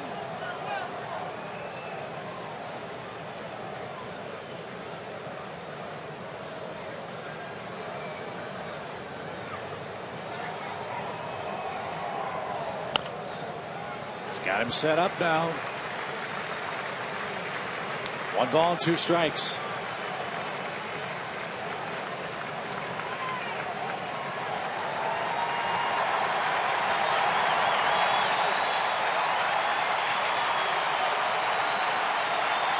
Breaking ball off the plate. What do you think? I like breaking ball off the plate. Either get him to chase it and swing and miss, or chase it and hit a ground ball.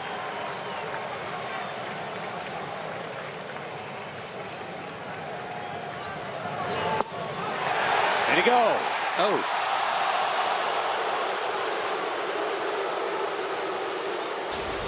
He gave us what we wanted. Yes, he did. He heard us.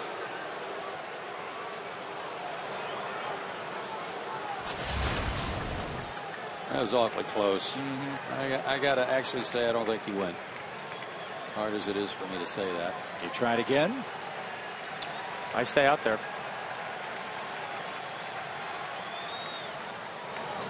I know he likes to throw that front door breaking ball sometimes for a strikeout, but in this situation that's a dangerous pitch, because if you don't locate it for the strikeout, it's a pitch that they're much more likely to get in the air and get into the outfield.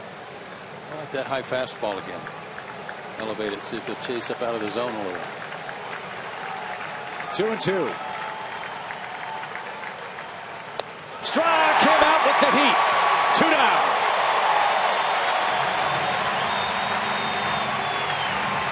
I'm not sure that's where he wanted it, but it worked. It don't matter. That's where it ended up, and we got the result we wanted. Yeah, he was trying to go down and away again, but he missed up and in. Like we used to say, if you're going to miss high, miss higher than high, and that one was higher than high and tough to lay off, and Hairston couldn't do anything with it if he did put any wood on it. Great job by Huddy. But he's not out of trouble yet. First and third, 2 outs for Lucas Duda, who singled last time up. Infield backs up now with the second out.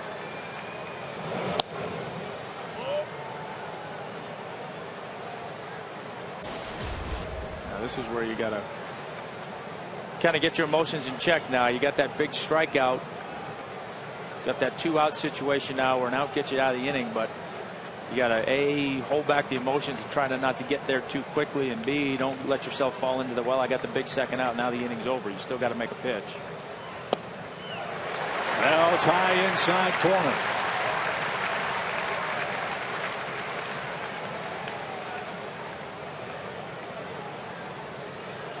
Duda's going to get one of those 2-seamers. I'm not sure when. Maybe for the strike 2 pitch, but he's going to get one sooner or later in this at bat.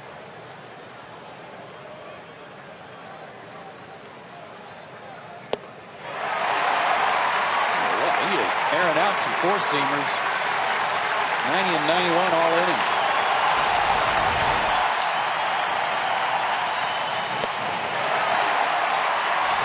He can do whatever he wants now. I think he was trying to throw that sinker there, Joe, and he missed over the plate a little bit with it, so he could go back to it and hit his spot this time, or start it in there and throw that slider that goes to his back foot and get him swing over the top of it.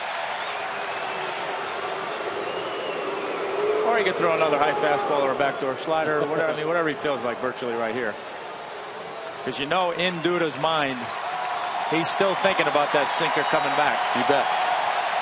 The crowd will tell you the result.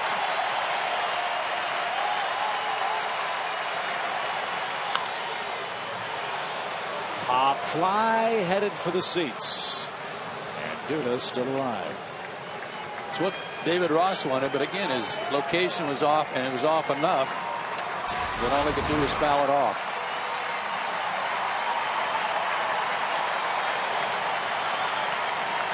Well, that one was really moving too.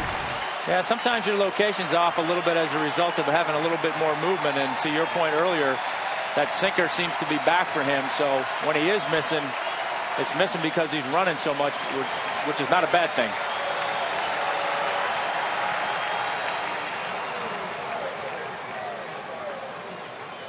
And Ross asks for time. For the fans, they may wonder, what's Hudson doing with that fake to third, fake to first play? I'm guessing Tommy wasn't sure what he wanted to do with Ross, but also a young hitter who's squeezing the sawdust out of the bat handle in this critical run scoring situation. I don't think it's any of that. I think he's just doing it because he's not going to be able to do it next year. So he wanted to get out of the way. He's got some saved up. Hadn't thought of that. No, he's trying to catch one of those runners leaning a little bit. 1-2.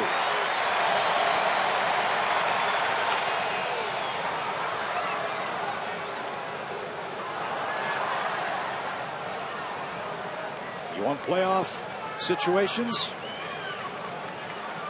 What we're seeing now.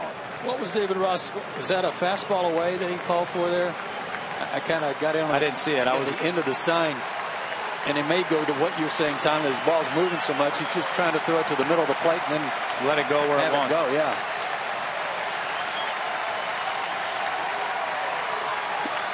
Wouldn't mind seeing him take a shot with that slider now.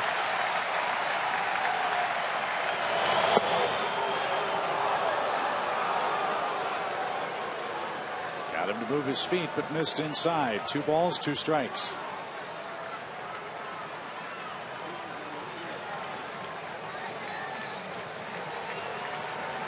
If he's got any confidence in his backdoor slider right here, that is a good call.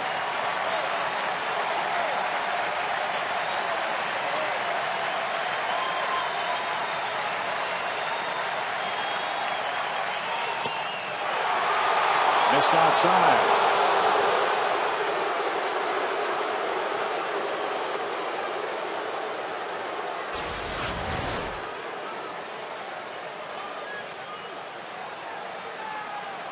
I think that was supposed to be a cutter and it didn't cut. Didn't cut, yeah. Try to throw it a little too hard. He wants a fastball up again.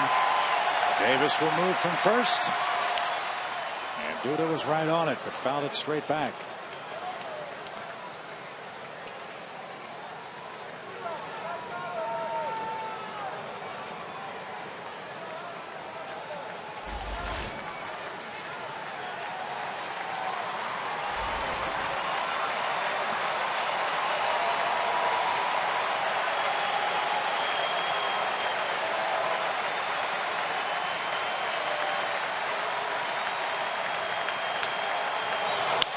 Fly ball well hit to right, and that one is going to go. A 9-pitch at bat, and Lucas Duda just hit a 3-run homer.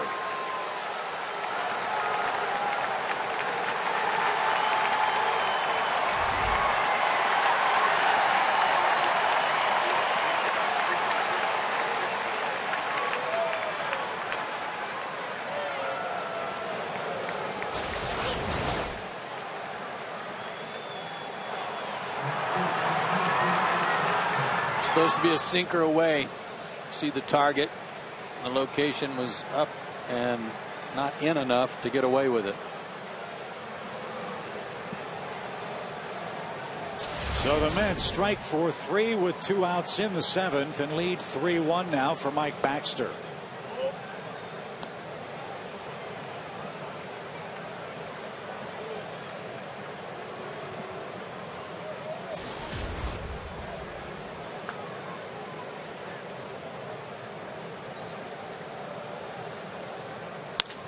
And now the ground ball to second will end the 7th inning. Great at bat by Duda. He hit a Hudson mistake a mile into the seats in right. And now the Braves bats have to go to work. They're down 3-1.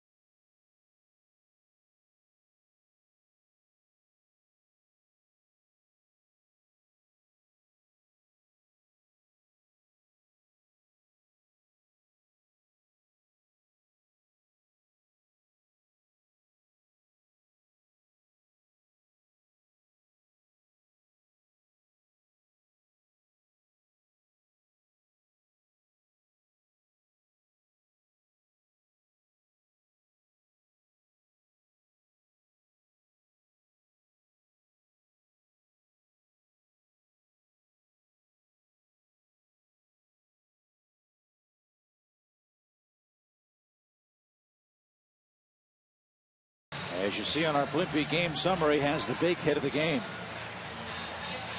Braves got a big hit from Freddie Freeman in the 4th inning that gave them a 1-0 lead. He had just missed a home run his previous at bat, driving Duda back to the wall in left field. This time Freddie clears the right field fence, his 23rd homer of the year and his 94th RBI. But just moments ago, after a lengthy at bat, Lucas Duda connected for a 3-run homer to turn the game around. His 15th of the year. So now the Braves offense has to get to work. Braves have only 4 hits through 6 at bats tonight. And Andrelton Simmons has one of them, an infield single in the 2nd inning. Slow roller hit toward third. David Wright charges. Bare hand play and a beauty.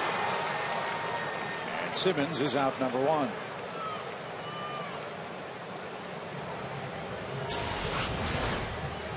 Watch his little hop he took right there to make sure he had the footwork right when he went down to pick up the ball barehanded. Nice play.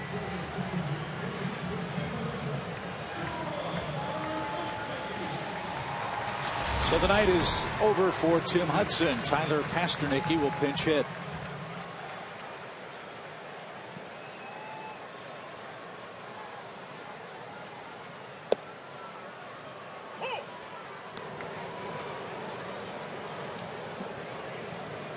Tyler 4 for 19 with a pinch hit homer this year.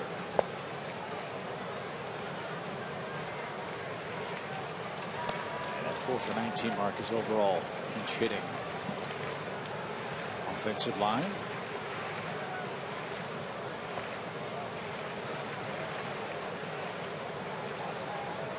He's piled up a lot of pitches early in the game. The only man to touch him was Freddie Freeman, who homered in the 4th inning. And another 6 men. Sorry, Chip. Another 6 innings and another quality start.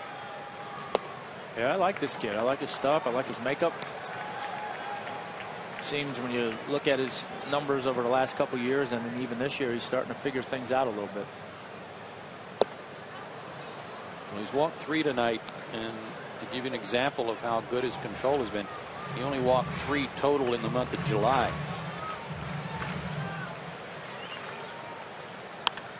Pasternacky shoots one to the right side, but Murphy is there. 2 outs. And we go back to the top and Reed Johnson. By the way, that game in Pittsburgh is a final. Homer Bailey did finish off the no-hitter. Good for him. 10 strikeouts as he wins his 13th game, and the Reds beat Pittsburgh 1-0 at PNC Park.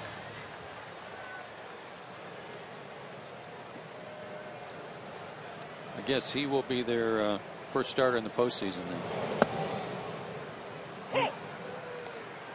I think they've only used 6 starters this year.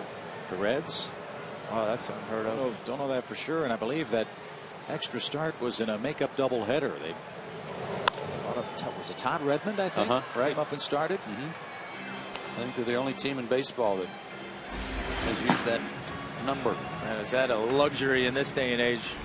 You can keep it to 5 or even 6 starters for the course of the year.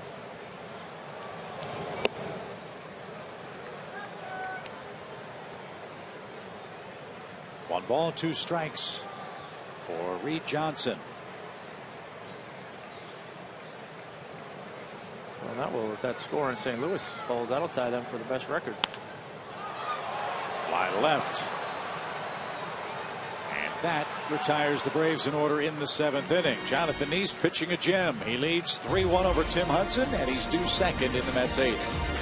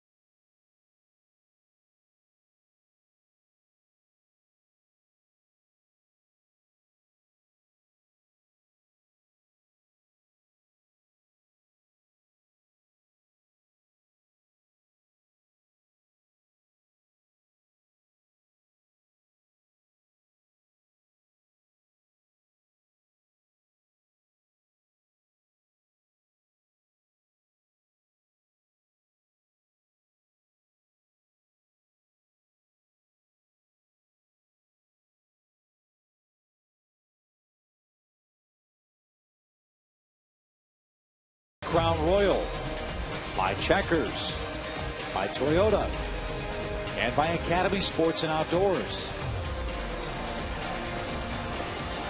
3-1's your score. 2 more home games left in regular season play at Turner Field. You'll see them on our Jamison and upcoming schedule. Chris Young and Mike Minor go at it tomorrow. Mike has fought his way back to a 500 record. Has a chance to climb over that mark tomorrow. Yeah, it's been a nice turnaround for him. Chris Medlin back at it on Sunday. His last start in the regular season against Henry Mejia. Well said. I wanted to say I'm Henry VIII. I am. But please do not. You'll be banned from the booth as you see our AT&T call to the bullpen. Christian Martinez. 2 weeks without pitching, and now back-to-back nights for Christian, who had a 3-up and 3-down inning last night in the 9th, including a couple of comebackers. Ground ball to second off the bat of Josh Tolley, the Mets catcher. 1 up, 1 down. Neese is scheduled. Looks like they're going to pinch hit Jordany Valdespin.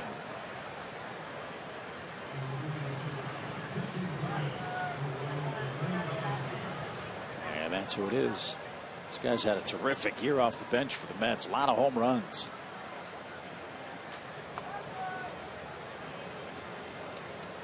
I guess if there's one thing on Neese that all those pitches added up to is the fact that it gets him out of there, and they don't have their closer. Frank Francisco's been shut down for the rest of the year with some arm trouble.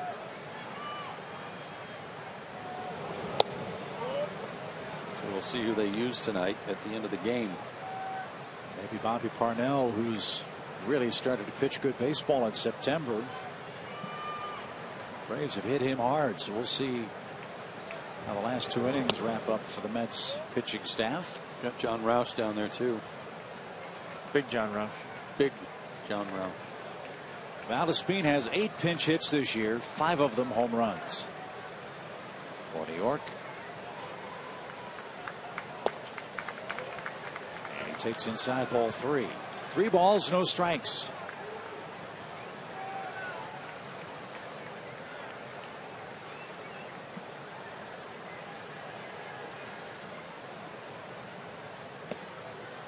And a 4-pitch walk.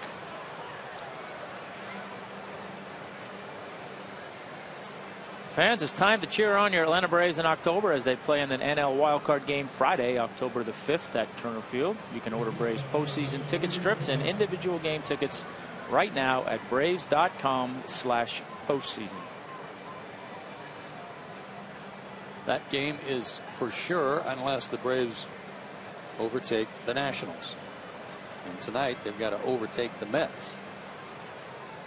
It has to be a tough pill to swallow for Atlanta, especially knowing that the Cardinals are up 9-1 over Washington in St. Louis at the start of that weekend series.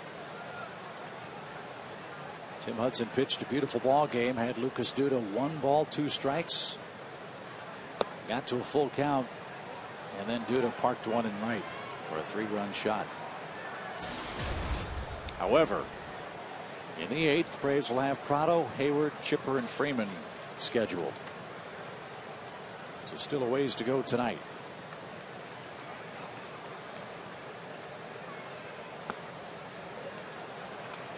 But Christian Martinez has to throw some strikes. He's missed with 6 in a row.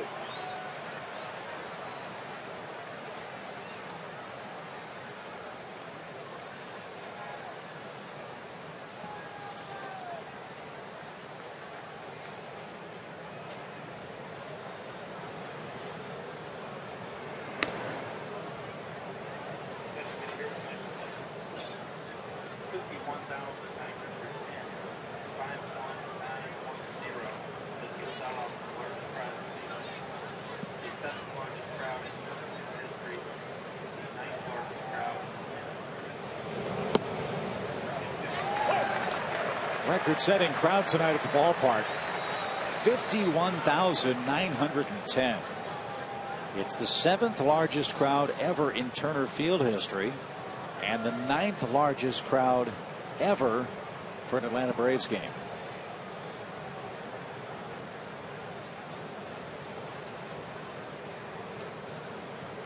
And they've been into it. They've been very vocal all night long. It's just that home run by Duda took a little steam out of everybody.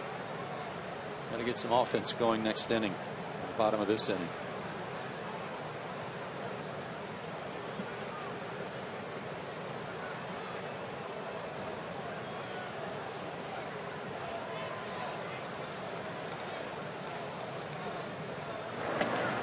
With a big crowd tonight, the Braves jump over the 2.3 million mark in attendance this season, with 2 more big crowds expected tomorrow night and then again Sunday. If you are coming to the ballpark, make sure you have your advanced parking passes. If you don't have one of those, take MARTA and get here early. Crowds are going to be very, very big. In fact, standing room only tickets are available for the last 2 games of this series here against the Mets.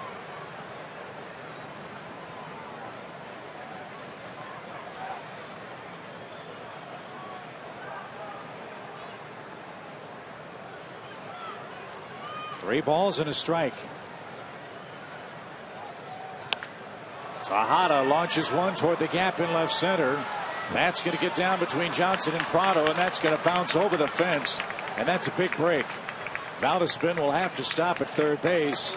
Otherwise, he would have scored. It's a ground rule double, and the Mets have runners at second and third with 1 out. Christian Martinez doesn't have it tonight. A walk, 6 straight balls at one period, and now one that changeup let her high. That's 10 straight now for Tejada in his hitting streak.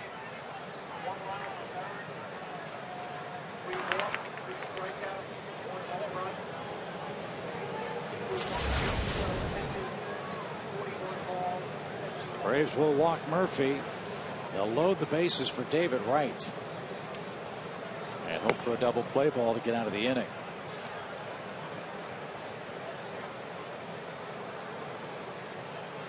Corey Guerin is up in the Braves pen.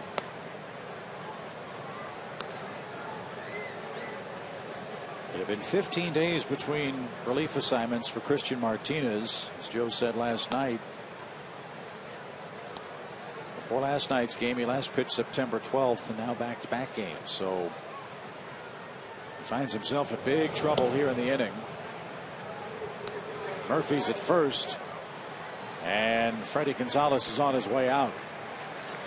Christian Martinez goes a third of an inning, walks 2, gives up 1 hit, and leaves with the bases loaded. And David Wright, the Mets RBI leader, striding to the batter's box. 3-1 is our score. Our 8th inning continues after this.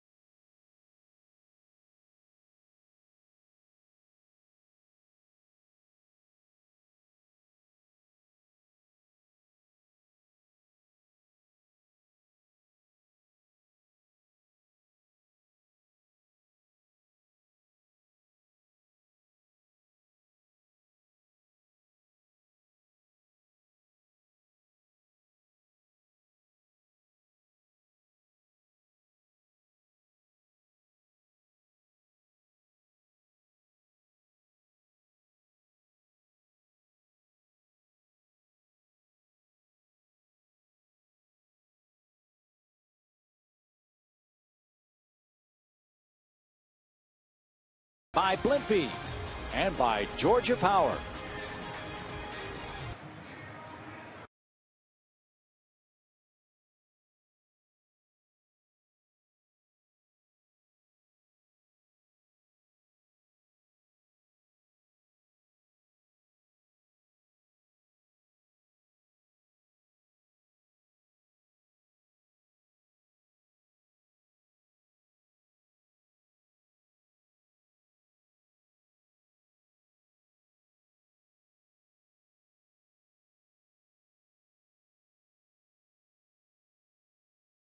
By Hyundai, by the Home Depot, by Blimpie, and by Georgia Power.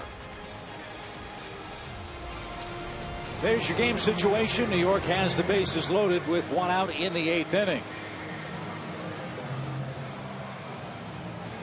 Corey Guerin answers the AT&T call to the bullpen, and the Braves are banking on him getting a ground ball from David Wright here. Better be careful on the first pitch. RBI situations. David Wright is going after you early in the count. Corey hasn't worked in a week. His last effort was against the Washington Nationals, or excuse me, but against at Washington on the 21st.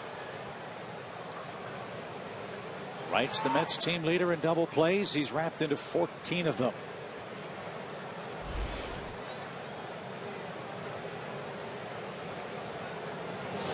First pitch, broken bat, Chipper at the bag, steps on it, throws to first, double play.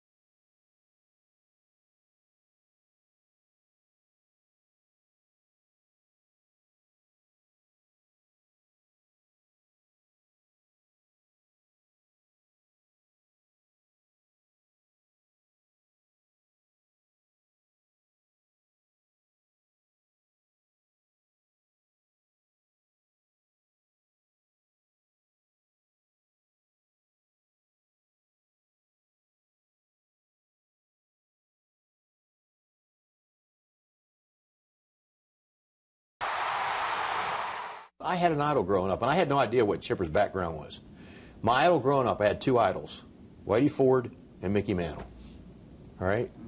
Tom Glavine was Whitey Ford. Chipper Jones was Mickey Mantle. And even when Chipper would hit a home run and round the bases, or the way he, he reminded me of Mickey Mantle. And I thought to myself, you know what? If he even accomplishes anything that Mickey Mantle accomplished, I mean, he's going to be one of the greatest switch hitters of all time. He surpassed all of it. I mean, the greatest Atlanta Brave of all time. Hank Aaron, the greatest Brave of all time. Chipper Jones, the greatest Atlanta Brave of all time. Not much you can add to that. No, that was great from Leo. Excellent. Yeah, very good. For Leo, I mean, that was good for Leo. Well, no, that was a good comparison for both of you. Yeah, I'll tell you, anytime I can be compared to Whitey Ford, that's a good thing. I think he was talking about your hair, too. Is that what it was? Yeah, pretty much. Pretty sure. No. That's all right, too. I mean, I'm getting old, and I got a bunch of kids at home. My hair's getting gray. Couple changes for the Mets as we head to the last of the 8th inning. Andres Torres takes over in center field.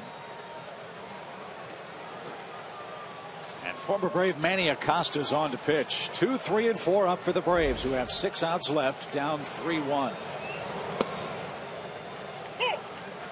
This has been a huge Achilles heel for the Mets all season. Not just Acosta's ugly numbers, but the Mets have the worst relief ERA in baseball as a team.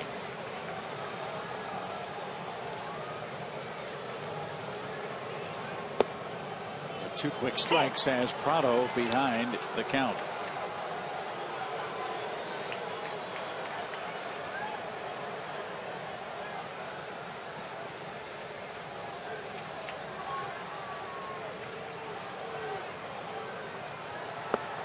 But 3 pitches ends Prado's at bat. 1 away in the 8th. On any given night, Manny Acosta can blow you away.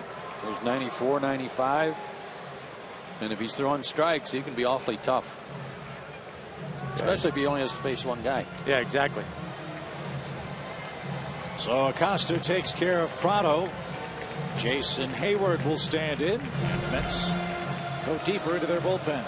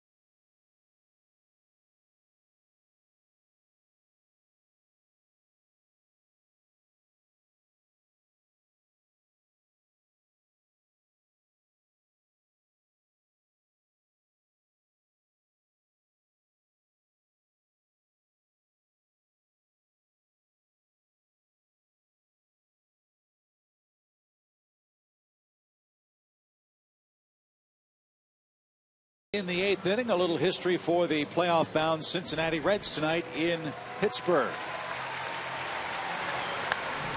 Popped him up.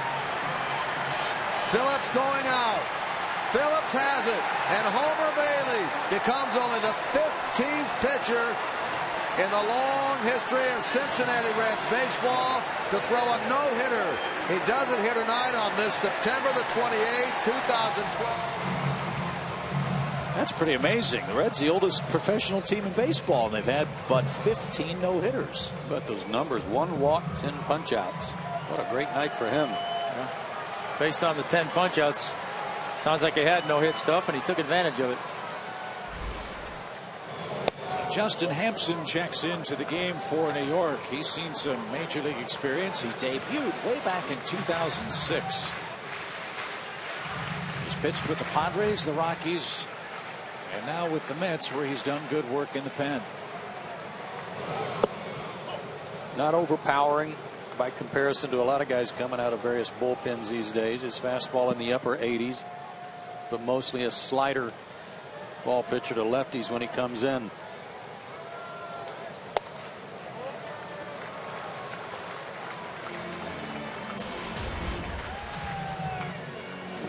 You see Chipper come up with a chance to tie it up.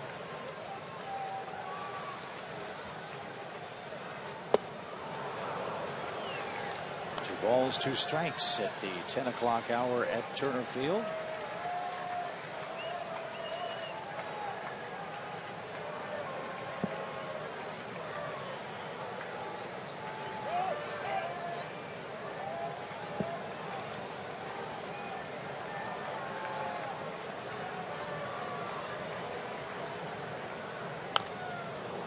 Somehow Jason able to stay alive.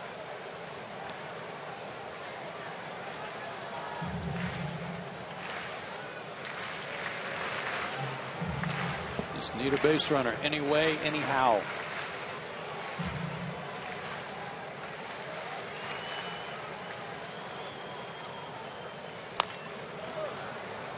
That's foul at first. And Jason's still alive.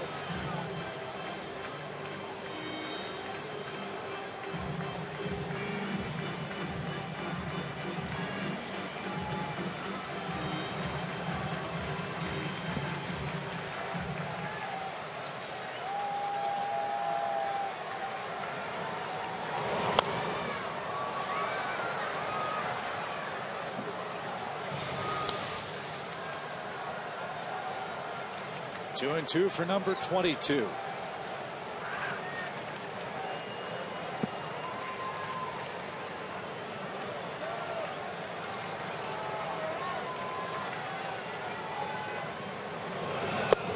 Strike three inside corner. Jason couldn't pull the trigger, and is the second out. Take another look here, but it looked like a good pitch because he was trying to dive across the plate, cover the outside corner. Kind of tied himself up in doing so. I don't know. He did curve around the plate. I couldn't pull the trigger, and I was hoping Kerwin Danley wouldn't either, but yeah.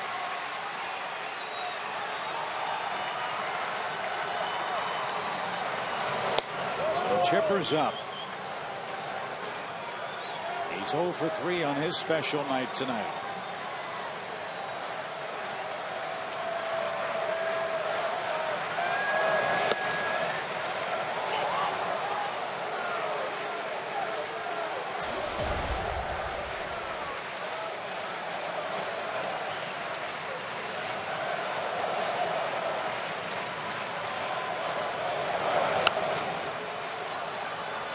Now ball and 2 strikes.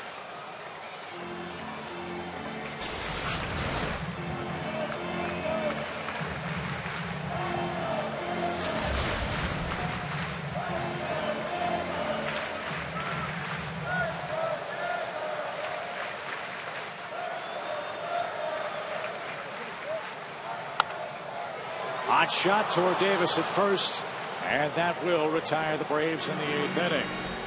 On we go to the 9th. New York 3, Atlanta 1.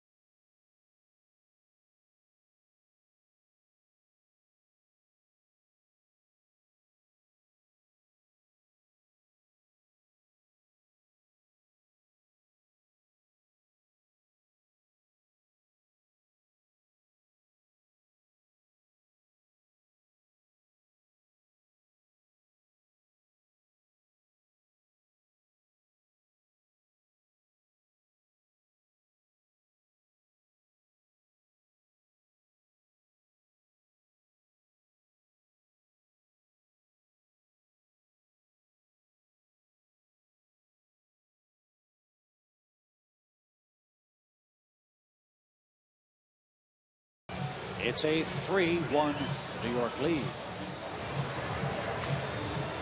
Lucas Duda hit a huge home run for the Mets, and he's due up third this inning. Chipper Jones tonight is 0 for 4. The Braves had some early chances against Jonathan Neese, but have left 6 men on base and have managed to put 4 hits. And no hits since the 4th inning tonight. But they've got 3 outs left. And they'll start the 9th with Ike Davis facing Corey Guerin.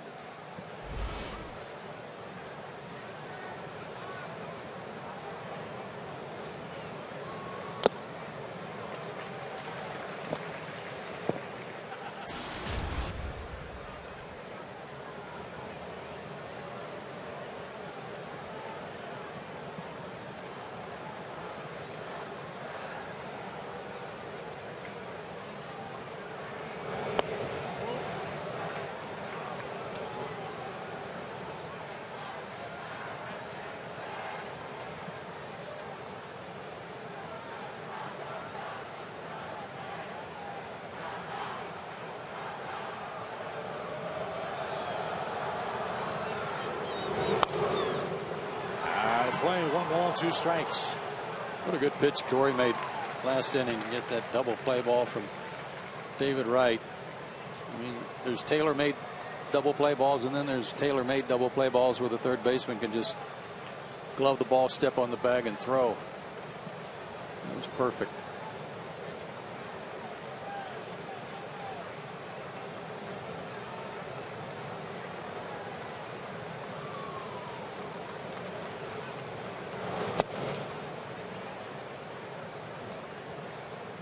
Low 2-2 your count.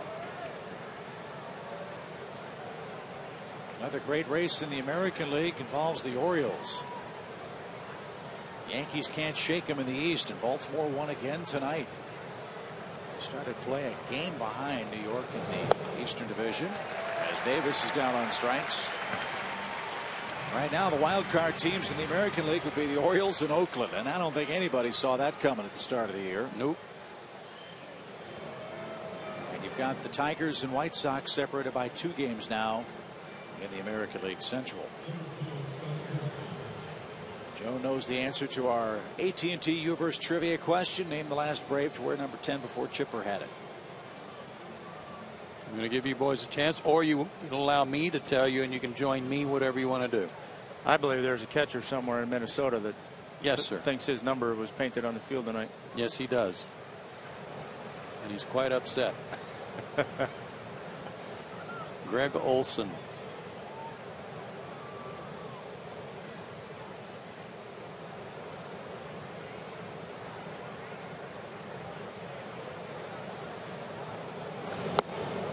Scott Hairston started the game in center, moved to left, and is down a strike. Let's see if Joe's right.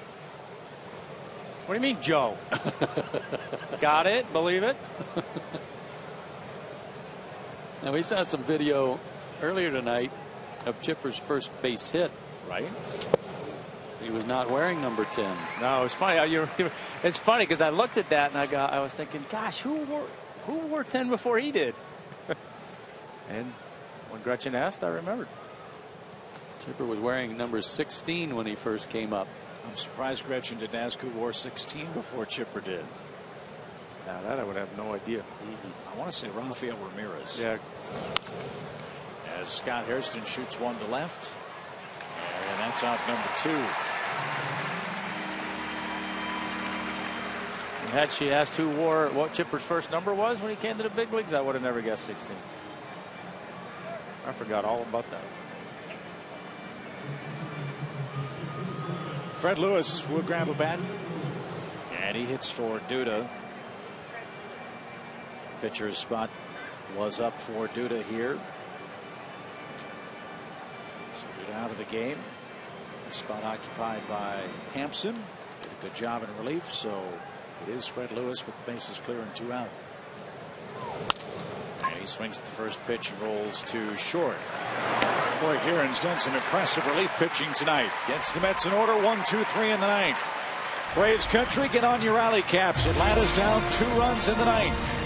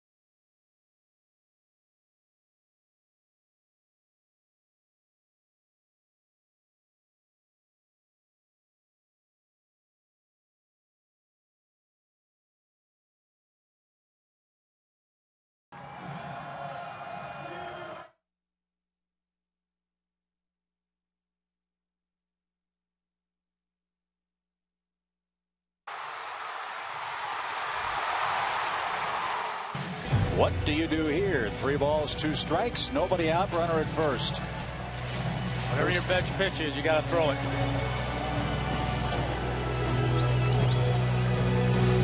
Swinging drive, right center field. Braves have won it.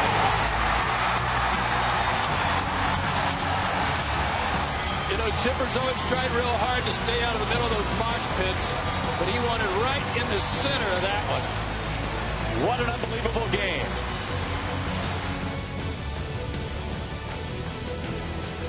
So the Braves have some 9th inning hope as Turner Field is chopping away, and Bobby Parnell is the man on to pitch for New York. The last time we saw Bobby Parnell, Joe, came up in New York, the final game of the road portion of the schedule between the Braves and Mets, and Parnell gave up a 10th inning run to Atlanta that proved to be the difference in the game. But since then, he's been very good, and he can throw 95 to 100, getting an opportunity to be their closer in the absence of Francisco.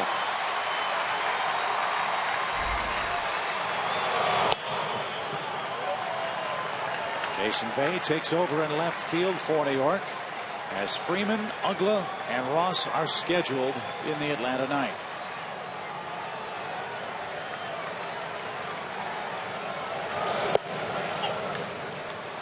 I think this guy's just beginning to get it. The knock on him has been that his fastball is very straight. Even at 95 to 100, hitters catch up to it.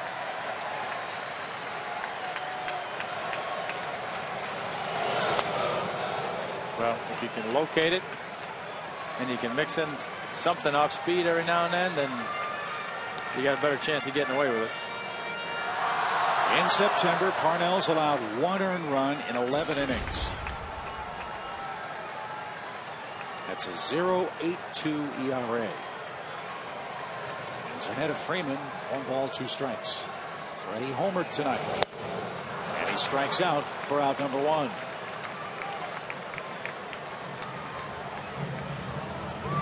Game 2 of the series is here tomorrow night. Our Chevron upcoming starting pitchers for the Braves. It features a resurgent Mike Minor.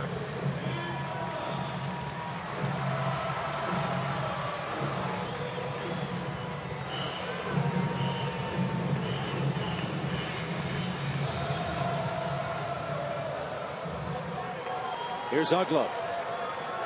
2 walks and a single for Dan tonight.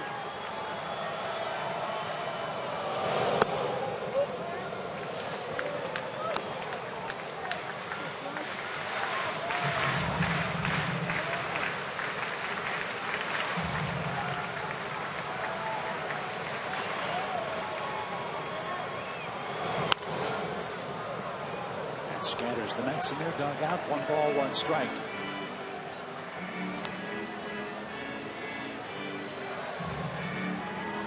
Braves been waiting all week for the Nationals to stub their toe, and looks like they're 2 outs away from being able to take advantage of it.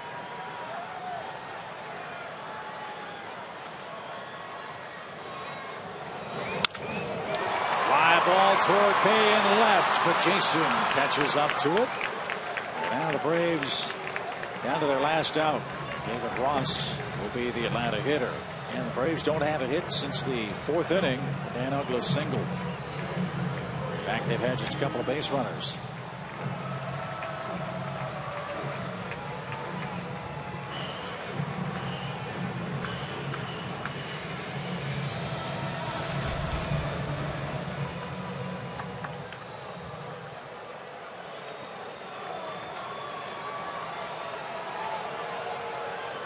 So Ross 0 for 3. Little broken bat pop out towards second, and Murphy's got it.